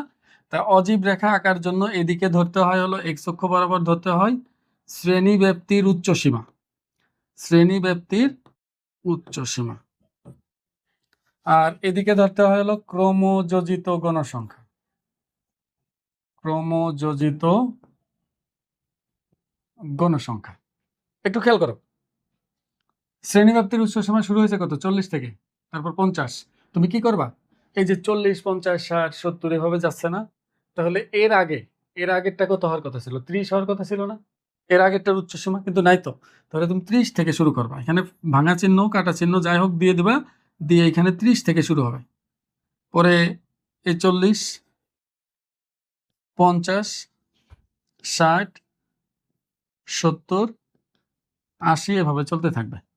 এবার দেখো 6, তাহলে 6 ঘর উপরে যে একটা ফোঁটা দিবা, আমি এভাবে দিলাম, এটা মনে করো 5, জায়গা যেহেতু কম তাহলে আমি এটুকুকে 10 ধরি, 10, 20, 30, 40, 50, 60 এভাবে উঠতে থাকবে উপরের দিকে। দেখো আমি তোমাদের বলি, যখন ক্রমযোজিত গণসংখ্যাকে ওয়াই অক্ষ বরাবর নিবা, এই সংখ্যা কিন্তু বাড়তে থাকবে। দেখো নিচেরটা অনেক বাড়তেছে, তা 80টা ঘর তোমার গ্রাফে কখনোই থাকবে না। তুমি এই জন্য ওয়াই অক্ষ বরাবর তখন চেষ্টা করবা 2 ঘর সমান 2 একক সমান 1 ঘর নেও, বা তার থেকে বেশি নিতে চাইলেও নিবা। তা তুমি যা নিবা সেভাবে আঁকবা আর কি। যদি 2 একক সমান 1 ঘর নাও তাহলে 5 ঘরে যে 10 লিখবা, মানে ঘর থাকবে 5টা কিন্তু সংখ্যা লিখবা 10। কারণ ওই যে এক একটা ঘরের মধ্যে 2টা করে একক থাকবে, তাহলে 5 ঘরের জন্য তোমার একক যাবে কয়টা? 10টা। তো এইবার আমি কি করবো দেখো, 6 যে ফোঁটা দিব, 30-এর, ও 30-এ তো নাই, এখানে 30 নাই, 30 তাহলে এখানে শূন্যতেই থাকবে। এবার 40 হচ্ছে 6 যে ফোঁটা, দেখো 10 যদি এটা হয়, অনুমান করে নিলাম এখানে 6 হবে এই বরাবর। এরপরে আছে হলো 50, 50-এ যাচ্ছে হলো 18, এটা যদি 20 হয় 20-এর ঠিক একটুখানি কম হবে 18। এরপরে আছে হলো তোমার 60, 60 হলো 34, মানে 60-এর জন্য 34, তাহলে এটা যদি 30 হয় 40 আর 30-এর ঠিক মাঝামাঝি কোনো একটা জায়গা প্রায় হবে, তা এইখানে একটা ফোঁটা। এভাবে এবার 70-এর জন্য কত? 70, 70-এর জন্য হলো 58। ভালো করে খেয়াল করো, আমি কিন্তু এদিকে এক্স অক্ষ বরাবর ধরছি হলো শ্রেণীব্যাপ্তির উচ্চ সীমা, ওয়াই অক্ষ বরাবর ধরতেছি হলো ক্রমযোজিত গণসংখ্যা, মানে এভাবে হিসাব করতেছি, ভুজ যাচ্ছি এটা দেখে, কোটি যাচ্ছে এটা দেখে। 40-এ চলে গেলাম, কোটি 6 একক উপরে চলে গেলাম, এই 50-এ গেলাম, কোটি 18 একক উপরে গেলাম। তো এইভাবে করতে করতে 70-এর জন্য আমরা পাচ্ছি হলো 58, 58 প্রায় 60-এর কাছাকাছি হবে, এটা বুঝলেই হবে। দেখো এবার কি করবো, এই যে এটা থেকে এটা এইভাবে যোগ করতে থাকবো, এটা শুধু উপরের দিকেই যাবে, এটা শুধু উপরের দিকেই যাবে, এটা কখনো নিচে নামবে না। কারণ ক্রমযোজিত গণসংখ্যা যে ওয়াই অক্ষ বরাবর, এটা শুধু ঊর্ধ্বগামী হবে, উপরের দিকেই হবে। এটা দিয়ে এমসিকিউ আসে কিন্তু তোমাদের, তোমাকে বলবে নিচের কোনটি সবসময় ঊর্ধ্বগামী বা ঊর্ধ্বমুখী, কোন লেখচিত্রটি, তুমি তখন লিখবো যে অজীব রেখা সবসময় কি হয়? ঊর্ধ্বগামী হয়। আমি আশা করবো তোমরা এটা বুঝতে পারছো, এবং কিভাবে লিখবে বাংলা লেখা আগের মতোই, আগেরগুলো যেভাবে লিখছো এটাও একইভাবে লিখবা। এটা কিন্তু আমি আবার বলি, দেখো এখানে 40-এ শুরু হয়েছে, তুমি 40-এর আগের কত, তাহলে 30 হওয়ার কথা। দেখো প্যাটার্নটা দেখো, 30, 40, 50, 60, 70, যদি 40, 45, 50, 65 এমন যাইতো, তাহলে কিন্তু আমি 35 দিতাম মাঝখানে, 35 দিয়ে শুরু করতাম, মানে যেভাবে শ্রেণী ব্যাপ্তিটা যাবে ঠিক তত ঘর আগেরটা দিয়ে আমি শুরু করব। আমি আশা করবো বুঝতে পারছো। এখন পরেরটা দেখো,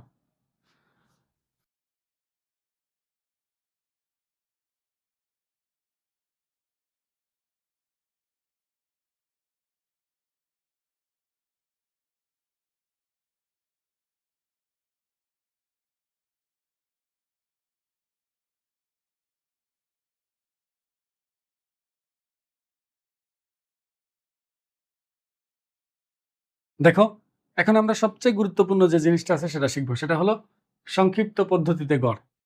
দেখো গড় কিন্তু দুই রকম ছিল, একটা হলো গাণিতিক গড় আর একটা হলো সংক্ষিপ্ত পদ্ধতিতে গড়। গাণিতিক গড় কি তোমরা সবাই জানো। গাণিতিক গড় হলো সবগুলো যোগ করব, সব সংখ্যাগুলো যোগ করব, আর যতগুলো সংখ্যা আছে সেটা দিয়ে ভাগ করব, তাহলে যে ফলাফলটা পাওয়া যায় সেটা হলো গাণিতিক গড়। আর মনে রাখবা, গাণিতিক গড় এবং সংক্ষিপ্ত পদ্ধতিতে গড়ের মান খুবই কাছাকাছি আসে, একেবারেই কাছাকাছি। তাই এই জন্য আমরা কিছু কিছু ক্ষেত্রে সংক্ষিপ্ত পদ্ধতিতে গড় ব্যবহার করবো। সংক্ষিপ্ত পদ্ধতিতে গড় আমরা কেন ব্যবহার করব? দেখো, এখানে কিন্তু অনেকগুলো সংখ্যা, প্রায় 70টা সংখ্যা আছে, 70টা বা 80টা সংখ্যা আছে প্রায়। তাই 70টা সংখ্যা যদি আমি প্রত্যেকটা যোগ করে 70টা সংখ্যা যোগ করার পর 70 দিয়ে ভাগ করি, এটা আমাদের জন্য একটু পরিশ্রমের হয়ে যায়, কারণ 70টা সংখ্যা যোগ করা কিন্তু বেশ ভালো কঠিন। আর বিশেষ করে তোমাকে যদি ক্যালকুলেটর ব্যবহার করতে না দেওয়া হয়, সেক্ষেত্রে এটা আরো জটিল হয়ে যাবে। তাই এটা কেন সংক্ষিপ্ত পদ্ধতি বলা হলো? অঙ্ক কিন্তু বড় হবে আগের থেকে, কিন্তু পদ্ধতিটা কেন সংক্ষিপ্ত বলা হলো? এটা হিসাবের সহজের জন্য। কিভাবে বিষয়টা আমি একটা উদাহরণ দিই, দেখো। আমি যদি তোমাকে বলি 520, 530, 540, এই যে তিনটা সংখ্যা, আরেকটা নিলাম 550। এখন এই যে চারটা সংখ্যা, এই চারটা সংখ্যার গড় বের করো। আমরা গাণিতিক গড় কিভাবে করতাম? এই সবগুলো সংখ্যা যোগ করতাম, 520, 530 যোগ 540 যোগ 550 ডিভাইডেড বাই কত? একটা, দুইটা, তিনটা, চারটা সংখ্যা 4 দিয়ে ভাগ। এটা ফলাফল চলে আসতো আর কি। এটা ফলাফল কত আসবে তোমরা বের করে দেখো। এখন আমি তোমাদের প্রশ্ন করে দেখো, এই যে তুমি যোগ করলে সবগুলো যোগফল, এই যোগফলটা কিন্তু যথেষ্ট বড়। তো তুমি যদি এভাবে না করে, তুমি যদি এভাবে চিন্তা করতে, এই যে যে সংখ্যাগুলো আমি আছে, এখানে দেখো সংখ্যাগুলো আছে, এগুলোর মধ্যে আমি কি করব? একটা সংখ্যাকে আমি আনুমানিক গড় ধরে নিব, অনুমিত গড় বা আনুমানিক গড় আমি অনুমান করে নিব গড়টা কত হতে পারে। মাঝে মাঝে একটা সংখ্যা ধরবো, এখানে তুমি যে কোনো সংখ্যা ধরলেই হবে, এর বাহিরের যে কোনো সংখ্যা ধরলেও হবে, মানে এর মধ্যে নাই এ সংখ্যাও তুমি ধরতে পারবা, ফলাফল একই আসবে। তা আমি একটা সংখ্যা, দেখো মাঝামাঝি কত 30 আছে, 530 ধরে নিলাম। 530কে আমি মনে করলাম এটা আনুমানিক গড়। এইটার ক্ষেত্রে, যে সংক্ষিপ্ত পদ্ধতির ক্ষেত্রে আনুমানিক গড়কে এ দিয়ে প্রকাশ করা হয়। ধরে নিলাম এটা হলো এ। এখন আমার কাজ হবে এই আনুমানিক যে গড়টা আছে না, এই আনুমানিক গড়টা এই সবগুলো সংখ্যা থেকে আনুমানিক গড়টা বিয়োগ দাও, মানে বিচ্যুতি কত হয়ে গেল, মানে আমি যেটাকে গড় ধরলাম এই গড়টা প্রত্যেকটা সংখ্যা থেকে কতটুকু বিচ্যুত হয়ে গেল, মানে সরে গেল, পার্থক্য কত সেটা আমি বের করে দিব। মানে বিষয়টা এমন, এই 520 থেকে যদি 530 বাদ দিই, তুমি দেখো 520 থেকে 530 মানে আনুমানিক গড় যদি বাদ দিই, তাহলে কত আসে? -10। দেখো এটা থেকে এ বাদ দিলে -10, 530 থেকে 530 বাদ দিলে কত হবে? 0। 540 থেকে 530 বাদ দিলে 10। 550 থেকে 530 বাদ দিলে 550 থেকে 530 বাদ দিলে হবে হলো 20। বিষয়টা বুঝাইতে পারছি? দেখো, যেটাকে আমি আনুমানিক গড় ধরে নিলাম, মানে আমি একটা অনুমান করে নিলাম, ওই অনুমান করার সংখ্যাটাকে আমি এ ধরলাম, মানে আনুমানিক গড়। এখন প্রত্যেকটা সংখ্যা থেকে ওই এ কে আমি বাদ দিয়ে দিয়ে সংখ্যাগুলো পেয়েছি। এবার এদেরকে আমি যোগ করব। দেখো কয়টা সংখ্যা? একটা, দুইটা, তিনটা, চারটা সংখ্যা। এই চারটা সংখ্যা যোগ করলে যোগফল কত হবে? দেখো, -10 যোগ 0 যোগ +10, মানে এটা কাটাকাটি হয়ে কিছুই নাই, তাহলে শুধু 20 হবে। মানে এই চারটা সংখ্যা যোগ করলে যোগফল হবে হলো 20। আর কয়টা সংখ্যা ছিল? 4টা। তাহলে এটারে 4 দিয়ে ভাগ দাও। তাহলে কত হলো? ফলাফল 5 হলো। তা এই যে আনুমানিক গড় আমি যেটা ধরলাম, যেটা আমি আনুমানিক গড় ধরেছিলাম, ওইটা তো বাদ দিলাম সবার থেকে। তাহলে এখানে যে গড়টা আমি পাইলাম, এই গড়টার সাথে আমি যদি ওই এটা আবার যোগ করে দেই, কত ছিল? 530 না? এটার সাথে 530 যদি আমি যোগ করে দেই, তাহলে কত আসতেছে? 535 না? এই 535 কে আমরা বলবো হলো এই যে এটার গড়। তুমি বের করে দেখো, এটার গড় 535ই আসবে। কিন্তু এটা আমি মুখে মুখে হিসাব করতে একটু পরিশ্রম হয়ে যাচ্ছিল, কারণ অনেক বড় বড় সংখ্যা, যোগফল অনেক বেশি আসবে, ভাগ করতে হবে তাকে আবার। কিন্তু আমি যখন এটার থেকে বাদ দিয়ে দিই ভাবে, এই যে ছোট করে নিলাম সংখ্যাটা, এই যে বারবার এ বাদ দিচ্ছিলাম, বাদ দেওয়ার পর যে গড়টা পেলাম, সেই বারবার বাদ দেওয়ার সংখ্যাটা আবার এখানে যোগ করে দিলাম, তাহলে উত্তর হয়ে গেল। তো এই যে যে পদ্ধতি করলাম, আমরা যা করলাম, এটাকে বলা হয় সংক্ষিপ্ত পদ্ধতিতে গড়। তো এখানে আমরা এই সংক্ষিপ্ত পদ্ধতিতে গড় নির্ণয় করব। এটা কিভাবে করব দেখো, এটা হলো শ্রেণী ব্যাপ্তি। শ্রেণী ব্যাপ্তি, এটা হলো শ্রেণী মধ্যমান। শ্রেণী মধ্যমান, এটা হলো গণসংখ্যা, এটা হলো ধাপ বিচ্যুতি। ধাপ বিচ্যুতি, এটা হলো গণসংখ্যা ধাপ বিচ্যুতি। গণসংখ্যা ধাপ বিচ্যুতি। সবারই এক একটা প্রতীক আছে, যে প্রতীক দিয়ে এদেরকে প্রকাশ করা হয়। যেমন দেখো, শ্রেণী মধ্যমানকে এক্স আই দিয়ে প্রকাশ করা হয়। আই কেন দেওয়া হয় সেটা আমি বোঝাবো। আর গণসংখ্যাকে এফ দিয়ে প্রকাশ করা হয়, এখানে এফ এর নিচেও একটা আই থাকবে, আই দিয়ে আইতম শ্রেণী বোঝায় আর কি। আর ধাপ বিচ্যুতিকে ইউআই দিয়ে প্রকাশ করা হবে, ইউআই ইউআই। আর যেহেতু গণসংখ্যা ধাপ বিচ্যুতি মানে দুইটার গুণফল, মানে গণসংখ্যার ধাপ বিচ্যুতির গুণফল এখানে থাকবে, তার মানে এফ আই ইউআই, এটা হবে এফ আই ইউআই। আমি দেখো এটাকে বড় করে লিখি, শ্রেণী মধ্যমানকে আমরা ধরি হলো এক্স আই, গণসংখ্যাকে বলতেছি এফ আই, ধাপ বিচ্যুতিকে বলতেছি ইউআই, আর গণসংখ্যা ধাপ বিচ্যুতিকে বলতেছি এফ আই ইউআই। এখন দেখো আমি যে আগে যেটা শিখাইলাম সংক্ষিপ্ত পদ্ধতিতে করার কথা বললাম, তো এখানে যদি আমি এই যে শ্রেণী ব্যক্তিগুলো দেই, এখানে দেখো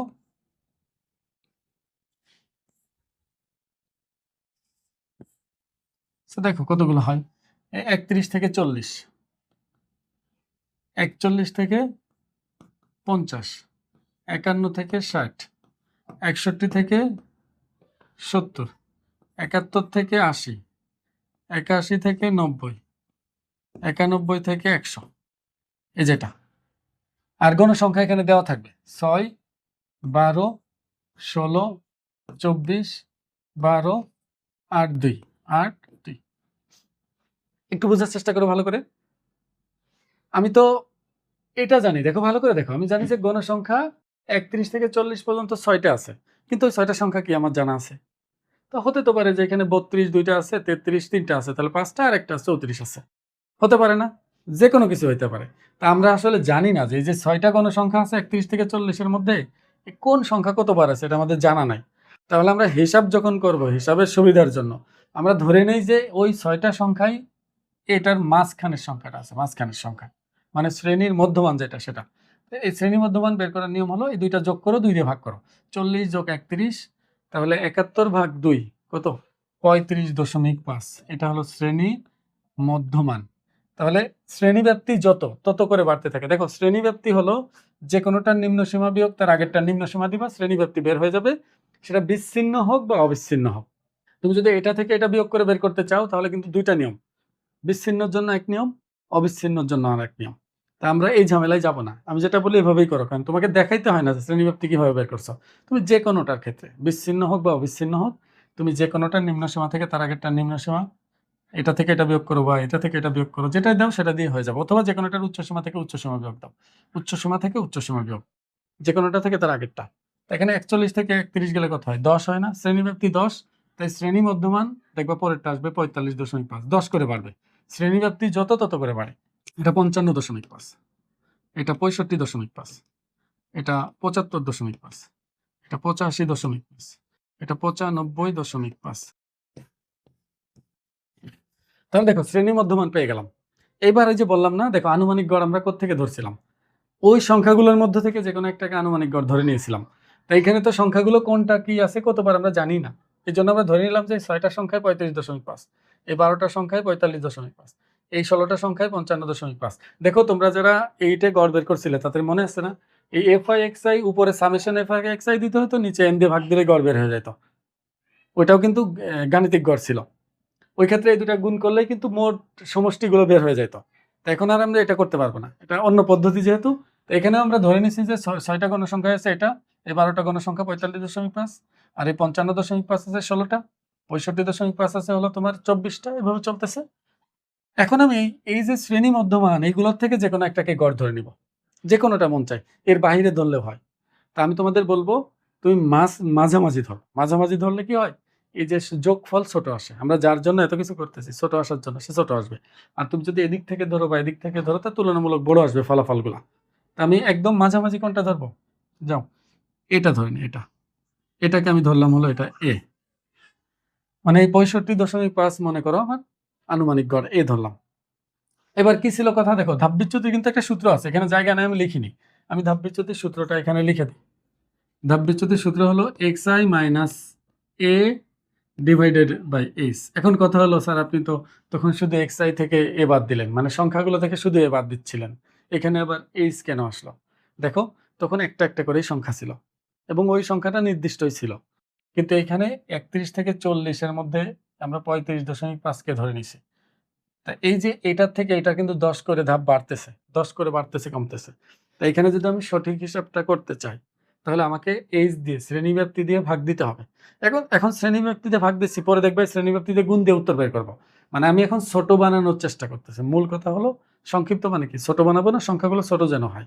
তো আমি এখানে এইচ দিয়ে ভাগ করতেছি না, পরবর্তীতে উত্তরের মধ্যে উত্তর বের করার সময় এইচ দিয়ে গুণ করতে হবে, দেখবা, না হলে ফলাফল সঠিক আসবে না। তাই এই সূত্রের মধ্য দিয়ে আমরা মানগুলো বের করতে হবে। যেমন প্রথমটা যদি আমি বের করতে চাই, দেখো এক্স আই, এই আই দিয়ে বোঝানো হচ্ছে আয়ের মান যথাক্রমে 1 2 3 এভাবে যাবে আর কি। যেমন এই প্রথম ঘরের জন্য আয়ের মান 1, দ্বিতীয় শ্রেণীর জন্য আয়ের মান 2, তৃতীয় শ্রেণীর জন্য আয়ের মান হলো 3। তার মানে মোট কথা আই দিয়ে শ্রেণী বোঝানো হচ্ছে। তো এখন বলো প্রথম শ্রেণীর জন্য এটা এক্স আই এর মান হলো 35.5 বিয়োগ, আর এ ধরছি কত 65.5, 65.5 নিচে কত যাচ্ছে শ্রেণী ব্যবধান, মানে এইচ হচ্ছে শ্রেণী ব্যবধান 10 দিয়ে ভাগ দিব। তা ফলাফল কত আসতেছে -30/10, তাহলে -3 আসতেছে। দেখো মাইনাস কত, -3। তো তুমি দেখো এখানে আসছে -3 ধাপ বিচ্যুতি। এখানে লিখবা, এই সূত্রটা লিখবা, কিন্তু আমার জায়গা নেই বলে লিখি নাই। তো এখানে -3, পরেরটা দেখবা -2 আসবে, পরেরটা -1, পরেরটা আসবে দেখবা 0, পরে 1, পরে 2, পরে 3। দেখো আমি যে যা করছি এটা কিচ্ছু করার তোমার দরকার নেই, তুমি যেটাকে এ ধরবা ওইটা হয় 0 সবসময়, পরে উপরে 1 করে কমে, নিচে 1 করে বাড়ে। মানে যেটা আমরা এ ধরবো সে বরাবর 0, পরে -1, -2, -3, 1 2 3 এভাবে বাড়তে থাকবে। এইবার আমরা এফ আই ইউ আই বের করবো। দেখো এফ আই আর ইউ আই এই দুটো গুণ করলে হবে কত, -18, -24, -16, এটা হবে 0, 12 একে 12, 8 দুগুণী 16, 3 দুগুণী কত 6। এবার আমি কি করব, এই যে summation f i u I, summation f i u I মানে এই সামেশন বা সিগমা, এটা কিন্তু প্রতীক সিগমা, সামেশনও পড়া হয়। এই যে sigma f i u i বা summation f i u i এর মানে হলো সকল এফ আই ইউ আই এর যোগফল বের করতে হবে। এখন এফ আই ইউ আই কোনগুলো, এইগুলা। তো এইগুলো আমি সব যোগ করব। এগুলো যোগ করলে কত হচ্ছে 16 6 22, 22 আর 12 কত 34, 34 থেকে 16 গেলে 18, 18 থেকে 24 চলে গেলে থাকবে হলো তোমার -6, -6 আর -18 যোগ করলে হবে হচ্ছে -24, তাহলে এখানে -24 আসবে, -24। তাহলে সামেশন এফ আই ওয়াই হলো -24।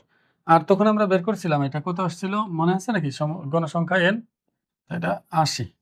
এবার দেখো একটু ভালো করে লক্ষ্য করো, এখানে আমি তোমাদের আরেকটা জিনিস বলে দিই। দেখো সামেশন দিয়ে এরকম বোঝায়, মনে করো আমি যদি কখনো তোমাকে বলি এই যে এক্স আই এর মান যথাক্রমে হলো 2 4 6 8 10 12 এভাবে চলতেছে। তা এখন আমি যদি তোমাকে বলি যে সামেশন এক্স আই, এটার মানে কি, এটার মানে হলো সবগুলো সংখ্যার যোগফল কত হবে সেটা তোমার কাছে জানতে চাওয়া হয়েছে, বা সিগমা এক্স আই দিয়ে এটা বোঝায়। তা এখন তোমার কি সবসময় সবগুলোই দরকার হবে, মাঝে মধ্যে তো অল্পও দরকার হতে পারে, কম দরকার হতে পারে। যদি কখনো নির্দিষ্ট করে দরকার হয়, যেমন আমি যদি বলি যে এই যে আই, দেখো আই লিখছি না নিচে একটা, আমি যদি বলে দিই আয়ের মান হলো 3 থেকে শুরু করে 5 পর্যন্ত, তার মানে এক্স আই গুলো আমরা যোগ করব কয় নাম্বার পদ থেকে, 3 নাম্বার পদ থেকে শুরু করে 5 নাম্বার পদ পর্যন্ত। তার মানে 1 2 3, এই যে 3 নাম্বার পদ, এই 4 5, মানে এই তিনটার যোগফলকে বোঝানো হচ্ছে। মানে এখানে 6 যোগ 8 যোগ 10 এটা বোঝানো হচ্ছে। মানে নিম্ন সীমা দিয়ে এই যে নিচে যেটা থাকে এটা কত নাম্বার থেকে শুরু করব সেটা বোঝায়, আর উপরে যেটা থাকে কোথায় যে শেষ করব সেটা বোঝায়। তা অনেক সময় দেখবে এই নিচে উপরে কিছু একটা লেখা থাকতে পারে, এটা লিখে এটা নিয়ে ভয় পাওয়ার কিছু নেই। তুমি মনে রাখবে আমি যেহেতু সবগুলো যোগ করতেছি, তা নিম্ন সীমা আর উচ্চ সীমা কিছু না দিলেও চলবে। তার মানে এটা তো আমরা পুরোটাই যোগ করতেছি, এটা সমস্যা না। এইবার দেখো এটা যাই হোক, এটা তো তোমার দরকার নেই। এখন আমরা গড়ের যে সূত্রটা আছে সূত্রের মধ্যে মান বসিয়ে অঙ্কটা করে ফেলবো। দেখো গড়কে এক্স বার দিয়ে প্রকাশ করা হয়। গড় এটা হলো এক্স বার, এটা এ প্লাস সামেশন বা sigma f i u i divided by n গুণ হলো এইচ। একটু ভালো করে লক্ষ্য করো, এখানে ভালো করে দেখো, আমরা কিন্তু এ বিয়োগ করছিলাম, দেখো এখানে এ বিয়োগ করছি, কই গেল, হ্যাঁ এই যে এ বিয়োগ করছিলাম আর এইচ দিয়ে ভাগ করছিলাম না। দেখো আমি এখানে যে পাপগুলো করছিলাম সেই পাপগুলো প্রায়শ্চিত্ত এখন করতেছি। এ বিয়োগ করছিলাম, এখানে এ যোগ করলাম, দেখো এইচ দিয়ে ভাগ করছিলাম, এই যে এইচ দিয়ে এখানে গুণ করলাম। তার মানে আমি আগে যা করছিলাম এটা ছোট বানানোর জন্য করছিলাম, যেন যোগফলটা ছোট আসে। এখন আমি যা করতেছি আমার অরিজিনাল উত্তরে যেন ফিরে যেতে পারি তার জন্য। তো এখানে তুমি এটা না বুঝলেও সমস্যা নেই, তুমি শুধু এই সূত্রগুলো জানলে অঙ্ক করতে পারবে, সমস্যা না। তাহলে এর মান কত? এ কত ধরছিলাম? 65.5, 65.5 যোগ এটার মান হচ্ছে -24 ডিভাইডেড বাই হলো n হলো মোট 80 আছে না, 80, এই 80 গুণ হলো এইচ এর মান কত? 10। তোমরা যখন ক্যালকুলেটরে সরাসরি এটা উঠাবে তখন অবশ্যই এটাকে ব্র্যাকেটে দিবে। দেখো এটা ব্র্যাকেট দিবে। অনেকে আছে যে ভাগ চিহ্ন নরমাল ভাগের মতো দেয়, দিয়ে ব্র্যাকেট দেয় না, যার কারণে সমস্যা হয়। আর যারা সরাসরি ভগ্নাংশের মতো করে ক্যালকুলেটরে তুলতে পারো, আর অত্যাধুনিক ক্যালকুলেটর যাদের, তাদের সমস্যা নেই। এখন এটা করলে যা আসবে উত্তর, ওইটাই উত্তর।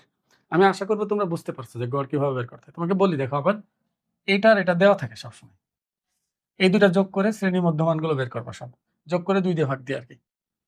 আর ধাপ বিচ্যুতি হলো এই যে xi minus a by h, এই সূত্রটা এখানে লিখবা, কিন্তু সূত্রের কোনো কাজই তোমার করার দরকার নেই।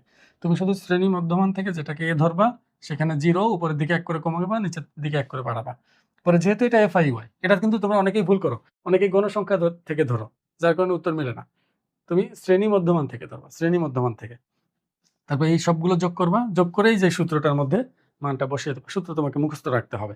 দেখো এখানে গড়, অনেকে আছে না, এখানে গড় তার 120 চলে আসে, অথচ তার সর্বোচ্চ সংখ্যা 100। আমি কি বলছিলাম, গড় মধ্যক প্রচুরক সবসময় কেন্দ্রের দিকে থাকে, মাঝামাঝি, মানে 30 আর 100-র মাঝখানে যে সংখ্যাগুলো আছে, যেমন 60 থেকে 70 এর মধ্যে থাকবে। তো এখানে তুমি দেখবা যে এখানে গড় অবশ্যই এইগুলোর মধ্যেই থাকবে, তুমি যদি সঠিকভাবে করো। এখন তোমার 100-র উপরে গড় আসছে, তুমি বুঝতেই পারতেছো না যে তোমারটা ভুল হয়েছে, তাহলে তুমি আসলে একেবারে না বুঝেই করতেছো। কিছুটা তো বুঝতে হবে তোমাকে। এখন দেখো এটা গেল গড়, এবার আমরা শিখবো হলো, এবার আমরা মধ্যক নির্ণয় করা শিখবো। দেখো এমনি নরমালি মধ্যক আমরা ছোটবেলায় নির্ণয় করা শিখছি, যদি কখনো এমন দিয়ে দেয় 3, 5, 8, 7, 4 এমনি আছে, তোমাকে বললো যে মধ্যক নির্ণয় করো, তাহলে তোমাকে মধ্যক নির্ণয় করতে গেলে আগে কি করতে হতো? আগে সাজাতে হতো, ছোট থেকে বড় বিন্যস্ত করতে হতো, 2, 3, 4, 5, 7, 8, এই সাজানোর পর দেখতাম এটা জোড় না বিজোড়, কয়টা আছে, 1, 2, 3, 4, 5, 6টা আছে, জোড়। জোড় যদি হয় তাহলে মাঝখানের 2টা পদের গড়ই হবে হচ্ছে মধ্যক। যেমন 4 আর 5 যোগ করলে তাকে 2 দিয়ে ভাগ দাও, কত হলো? 4.5, এটা হলো মধ্যক। আর যদি বিজোড় সংখ্যক হয় তাহলে মাঝখানে যেটা থাকবে এটা হবে মধ্যক। মানে সোজা কথা, যদি উপাত্তের সংখ্যা n যদি জোড় হয় তাহলে মধ্যক হবে হচ্ছে n/2 তম প্লাস n/2 প্লাস 1 তম, এই 2টা পদের গড়। দেখো n/2 তম পদ মানে কি? 1, 2, 3, 4, 5, 6, এখানে n এর মান কত? 6। তাহলে n এর জায়গায় যদি আমি 6 বসাই, তাহলে 6/2 মানে হলো 3তম পদ। এটা দেখো 1, 2, 3, এটা 3তম পদ। আর এটা 3 এর পরের পদ মানে 4র্থ পদ। তো এই সূত্র, এটা দিয়ে তোমাদের অঙ্ক এখন আসবে না, এমসিকিউতে আসতে পারে সর্বোচ্চ।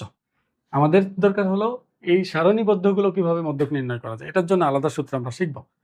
তা আমি আশা করবো তোমরা এখানে বুঝতে পারছো যে এটা কিভাবে করতে হয়। আর যদি বিজোড় সংখ্যা হয়, মনে করো এখানে 10 আর একটা আছে, তাহলে গড় কত হবে? 1, 2, সরি মধ্যক কত হবে? যদি বিজোড় হয় তাহলে মধ্যক কত হবে? দেখো 1, 2, 3, 4, 5, 6, 7, 7টা আছে না? তাহলে এখানে n এর মান হলো বিজোড়, তাহলে n প্লাস 1/2 তম পদ, এটা হবে মধ্যক, একটা হবে তখন। তার মানে 7-এর সাথে 1 যোগ করব, 8, 8কে 2 দিয়ে ভাগ দেবো, তাহলে 4 হবে, তাহলে 4তম পদ, 4 না 4তম পদ, 1, 2, 3, 4তম, এটা আছে 4তম পদ, তখন মধ্যক এটা হয়ে যাবে। এগুলো এমসিকিউতে লাগবে, আমি আশা করবো তোমরা বুঝতে পেরেছো।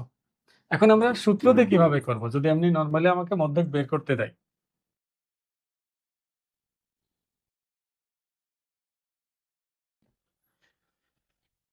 শ্রেণীপতি,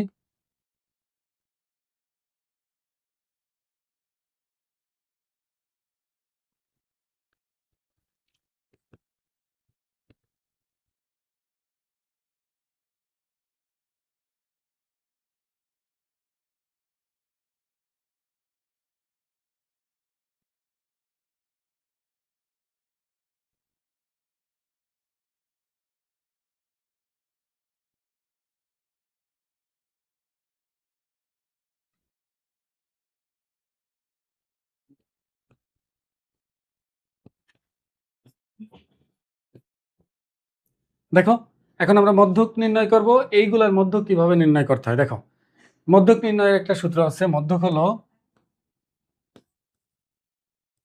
L plus n/2 minus fc গুণ এইচ বাই এফ এম, এটা একটু ভালো করে খেয়াল করো। এখানে প্রত্যেকটা প্রতীকেরই একটা পরিচয় আছে। পরিচয়গুলো আমি একটু বলি, তোমার বইয়ের মধ্যে দেখো দেওয়া আছে, আমি শুধু বুঝাই দিই। বাংলা কথাগুলো লিখতে গেলে সময় লাগবে, আমি শুধু বলতেছি। দেখো, এল হলো মধ্যক শ্রেণীর নিম্ন সীমা, এল হলো মধ্যক শ্রেণীর নিম্ন সীমা, এফসি হলো মধ্যক শ্রেণীর আগের শ্রেণীর যোজিত গণসংখ্যা, আর এফ এম হলো মধ্যক শ্রেণীর গণসংখ্যা, এইচ শ্রেণী ব্যবধান বা শ্রেণীব্যাপ্তি, আর এন হলো মোট গণসংখ্যা। এটা সবসময় একই থাকবে, পরিবর্তন হবে না। তাহলে দেখো, এটা মধ্যক শ্রেণীর নিম্ন সীমা, এটা মধ্যক শ্রেণীর আগের শ্রেণীর যোজিত গণসংখ্যা, এটা মধ্যক শ্রেণীর গণসংখ্যা। তুমি চিন্তা করো, আমি যদি বলি যে কোনো একটা মানুষের নাম বলে বললাম যে মনে করো ক এর আগের জন, ক এর পরের জন এবং ক এর পাশের জনকে নিয়ে আসো। এখন তুমি ককেই চিনো না, তাহলে তুমি বাকিগুলোকে নিতে পারবা? কোনোভাবেই নিতে পারবা না। তার মানে তোমাকে আগে ককে চিনতে হবে, তাহলে আগেরটা পরেরটা পিছেরটা তুমি নিতে পারবে। তো এখানে আমি যদি মধ্যক শ্রেণী না চিনতে পারি, তাহলে কিভাবে আমি বাকিগুলো বের করব? এটা তো খুবই সহজ অঙ্ক, শুধু সূত্রের মধ্যে মান বসিয়ে দেবো, অঙ্ক হয়ে যাবে। কিন্তু তার জন্য আমাকে মধ্যক শ্রেণীটা আগে নির্ণয় করতে হবে। তুমি একটু বোঝার চেষ্টা করো এখানে কি ঘটছে। দেখো, 6টা গণসংখ্যা, এখানে 6টা গণসংখ্যা কত থেকে শুরু হয়েছে? 31 থেকে 40-এর মধ্যে 6টা গণসংখ্যা আছে। পরে 41 থেকে 50-এর মধ্যে 12টা গণসংখ্যা আছে। 51 থেকে 60-এর মধ্যে 16টা গণসংখ্যা আছে। 61 থেকে 70-এর মধ্যে 24টা গণসংখ্যা আছে। এভাবে চলছে। আমি তোমাকে একটা উদাহরণ দিই। দেখো, আমি প্রথমে যে অঙ্কটা দেখিয়েছিলাম তোমাদের, দেখো আমি বললাম হলো 32, 33, 34, 35, 37, 38, 41, 42, 42, এভাবে চলতেছে মনে করো। তো এইরকম যে গণসংখ্যাগুলো থাকে, তখন আমরা মধ্যক নির্ণয় করতাম কিভাবে? দেখতাম এটা প্রথম, এটা দ্বিতীয়, এটা তৃতীয়, এটা চতুর্থ, পঞ্চম, ষষ্ঠ, সপ্তম, অষ্টম, নবম, এভাবে চলতেছে। তাই একটা নির্দিষ্ট মাঝখানের একটা তম পদ আমাদের জানা থাকতো, বলতাম ওইটাই মধ্যক। তো এইখানে মাঝখানের পদটা কত, এটা তুমি কি এটা দেখে বুঝতে পারবা? না, পারবা না। দেখো, এখানে প্রথম 6টা পদ, মনে করো 1টা 2টা 3টা 4টা 5টা 6টা, এই প্রথম 6টা পদ 31 থেকে 40-এর মধ্যে আছে। কিন্তু পরবর্তী যে 12টা পদ, এটা আছে 41 থেকে 50-এর মধ্যে। তার পরবর্তী 16টা পদ আছে হচ্ছে 51 থেকে তোমার 60-এর মধ্যে। তার পরবর্তী 24টা পদ আছে হচ্ছে 61 থেকে 70-এর মধ্যে। তা এখন আমি যদি এভাবে চিন্তা করি, দেখো যে এভাবে আমি হিসাব করব কত মধ্যক কততম পদ, তাহলে কিন্তু আমি বের করতে পারবো না। দেখো, মোট গণসংখ্যা কিন্তু 80টা, মোট গণসংখ্যা 80টা। তাহলে মাঝখানে আছে কি 40তম পদ, মনে করো মাঝখানে 40তম পদ আছে। এখন তুমি বলো 40তম পদ, অনেকেই বলে স্যার এই যে এটার মধ্যে আছে 40, আরে 40তম পদ তো 40 না, প্রথম পদ তো 1 না। এই যে প্রথম পদ কি 1 এখানে? না, 32। দ্বিতীয় পদ কি 2? না, 33। অন্য কোনো সংখ্যা। তা 40তম পদ কিন্তু 40 না, এটা তোমাকে বুঝতে হবে।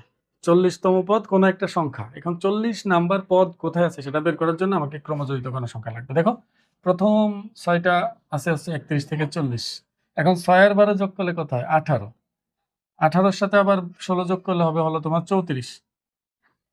34 আর 24 কত হবে? 58। 58 আর 12 হবে হচ্ছে তোমার 70। 70 আর 8 78। 78 আর 2 80। তুমি দেখো, এখানে বোঝার চেষ্টা করো।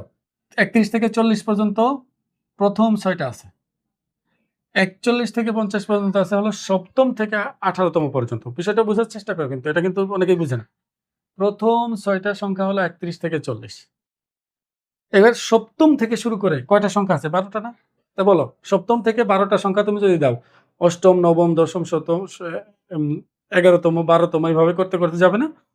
তা আমি বলতে পারি যে ষষ্ঠতম থেকে 18তম পর্যন্ত আছে 41 থেকে 50। 19তম থেকে 34তম পর্যন্ত আছে 51 থেকে 60। 35তম থেকে 58তম পর্যন্ত আছে হলো 61 থেকে 70। 59তম থেকে 70তম পর্যন্ত আছে হলো 71 থেকে 80। তো এইভাবে করে তুমি বলো 40তম তাহলে কোথায় আছে? এইটা কিন্তু 35 থেকে 58 পর্যন্ত এখানে। মানে এখানে যে সংখ্যাটা আছে না, এটা এখানে আছে হলো সপ্তম থেকে 18। এখানে আছে হচ্ছে 19 থেকে 34তম। এখানে আছে হলো 35তম থেকে 58তম। আর এখানে আছে হলো 59 থেকে 70তম। আর এখানে আছে হলো 71 থেকে 78তম। আর এখানে আছে শুধু 2টা সংখ্যা, সেটা হলো 79 আর 80তম। এটা। তা বলো, এইখানে এটাই না মধ্যক শ্রেণী? তা মধ্যক শ্রেণীর নিম্ন সীমা কত এখানে? 61। তাহলে তুমি লিখে নেবা যে এখানে লিখবা, উদাহরণ দেখো, উদাহরণের মধ্যে লেখা আছে, বুঝলেই চলবে। তারপর আমি বলি, দেখো তুমি লিখবা যে মধ্যক শ্রেণী হলো 61 থেকে 70। তাহলে এল সমান হবে হচ্ছে 61। এর আগে অবশ্য তুমি লিখে নিবা যে n/2 মানে 80/2 মানে 40, 40তম পদই হবে মধ্যক, এভাবে বলে নিবা। এরপর দেখো, এরপরে কি বলা ছিল যে এফসি হলো মধ্যক শ্রেণীর আগের শ্রেণীর যোজিত গণসংখ্যা। বলো, এটা যদি মধ্যক শ্রেণী হয় তাহলে তার আগের শ্রেণীর যোজিত গণসংখ্যা কত? ক্রমযোজিত গণসংখ্যা 34। তাহলে এফসি হলো 34। মধ্যক শ্রেণী গণসংখ্যা কত? 24। তাহলে এফএম হলো 24। এরপরে আছে হলো এন, তো আমরা জানি এন মানে 80। তাহলে n/2 মানে হলো তোমার এখানে বসাইলেও হবে, না বসাইলেও হবে, সরাসরি সূত্রে বসালেও হবে। আর এইচ হলো তোমার 10। এইচ কিন্তু সবসময় যা বলছি তুমি তাই করবে, নিম্ন সীমা থেকে নিম্ন সীমা বাদ দিবা, ঝামেলা শেষ সবসময়। এটা থেকে এটা বাদ দিও না কিন্তু। তাহলে 10 হবে। আচ্ছা, ইংলিশে লিখছি কেন? এখানে এই বাংলায় লেখার কারণে আমি সবগুলো বাংলায় লিখতেছি, তোমার বইয়ে কিন্তু ইংরেজিতে লেখা। আমি বারবার বলতেছি তুমি ইংলিশে লিখে নিও এটা। তাহলে দেখো, এবার এই মানগুলো এখানে ইনপুট দিয়ে দাও, তাহলে দেখবা তুমি মধ্যক পেয়ে গেছো। আমি আশা করবো তোমরা এটা বের করতে পারবে। এবার আমরা সর্বশেষ প্রচুরকটা দেখব। প্রচুরকটা শিখলে এই চ্যাপ্টার আমাদের শেষ। এখন দেখো, আমি যদি প্রচুরক বের করতে চাই, দেখো প্রচুরক বের করার জন্য প্রশ্নই যথেষ্ট, আর কিচ্ছু লাগে না, শুধু প্রশ্নে যা আছে এটা দিয়ে হয়ে যায়। প্রচুরকের সূত্র হলো প্রচুরক, এটা l plus f1 divided by f1 plus f2, এখানে ফোটা দিয়ে দিয়েছি ভুললে, f1 প্লাস f2 গুণ এইচ। এটা হলো তোমার প্রচুরকের সূত্র। এখন এল কি? এল হলো প্রচুরক শ্রেণীর নিম্ন সীমা।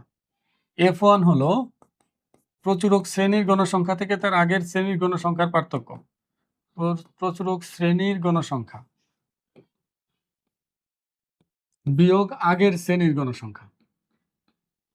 আর f2 হলো প্রচুরক শ্রেণীর গণসংখ্যা বিয়োগ পরের শ্রেণীর গণসংখ্যা, পরের শ্রেণীর গণসংখ্যা। আর এইচ তো শ্রেণী ব্যক্তি আমরা জানি আগের মতোই। এটার জন্য দেখো প্রচুরক বের করা খুবই সহজ। এখানে প্রচুরক শ্রেণী কোনটা? সবচেয়ে বেশি গণসংখ্যা যেটা আছে সেটাই হলো প্রচুরক শ্রেণী। তাহলে দেখো, এটা হলো প্রচুরক শ্রেণী, কারণ এখানে সবচেয়ে বেশি গণসংখ্যা আছে। তার প্রচুরক শ্রেণীর নিম্ন সীমা কত হবে? তাহলে এখানেও 61 হবে। এটাই প্রচুরক শ্রেণীর গণসংখ্যা। f1 তাহলে কত হবে? f1 হবে হলো এটার গণসংখ্যা বিয়োগ আগেরটার গণসংখ্যা, মানে 24 বিয়োগ 16 কত হবে? 8। আর f2 হলো এটা বিয়োগ তার পরের শ্রেণী গণসংখ্যা, মানে f2 হলো 24 বিয়োগ তোমার 12, তার মানে 12 হচ্ছে। আর এইচ হলো তো আগের মতোই, যে কোনোটার নিম্ন সীমা থেকে তার আগেরটার নিম্ন সীমা বাদ দেওয়া। আমি বারবার বলতেছি, দেখো তুমি এটা থেকে এটা বিয়োগ দিলে দুইটা ভিন্ন ভিন্ন পদ্ধতিতে তোমাকে প্রচুরক শ্রেণীব্যাপ্তি বা শ্রেণী ব্যবধান বের করতে হবে। বিচ্ছিন্নর জন্য একরকম, অবিচ্ছিন্নর জন্য আরেক রকম বের করতে হবে। আর আমি যেটা বলছি এটা সবার জন্য প্রযোজ্য। যে কোনোটার নিম্ন সীমা থেকে তার আগেরটার নিম্ন সীমা বাদ দিবা, সবসময় সঠিকটা বের হয়ে যাবে শ্রেণী ব্যবধান। তাহলে এখানে শ্রেণী ব্যবধান বা শ্রেণী ব্যাপ্তি আসতেছে 41 বিয়োগ 31 কত? 10। এবার এল, f1, f2 এবং এইচ এর মান, এই যে সূত্র, এই সূত্রের মধ্যে বসিয়ে দিলে কি হয়ে যাবে না? এখানে দেখো সূত্রটা কিভাবে আসছে, কি জন্য এভাবে করা আসছে, এটা কোনো কাজে আসে না। এই জন্য আমি এমনিতে ভিডিওটা অনেক বড় হয়ে যাচ্ছে, এত সময় নিয়ে ভিডিও তোমরা দেখবে না, এই জন্য এটা আমরা বলতেছি না। তুমি শুধু সূত্রগুলো মনে রাখবা, পরিচয় কি প্রতীকের এটা জানলেই হবে। এগুলো বসিয়ে দিলে এখানে অঙ্কগুলো হয়ে যাবে। তারপর যদি তোমাদের একেবারে জানার ইচ্ছা থাকে যে কেন হয়, তাহলে কমেন্ট করবা, আমি শুধু এটা নিয়ে একটা ভিডিও তৈরি করে তোমাদেরকে শিখিয়ে দেবো। আমি আশা করবো তোমরা মানগুলো এখানে বসিয়ে তোমরা খুব সহজেই করতে পারবে। আর যে নিয়মগুলো তোমাদের শিখাইলাম এটা একটু প্র্যাকটিস করলেই তোমরা পারবে, খুবই সহজ। আজকের ভিডিওতে তাহলে এই পর্যন্তই। আসসালামু আলাইকুম।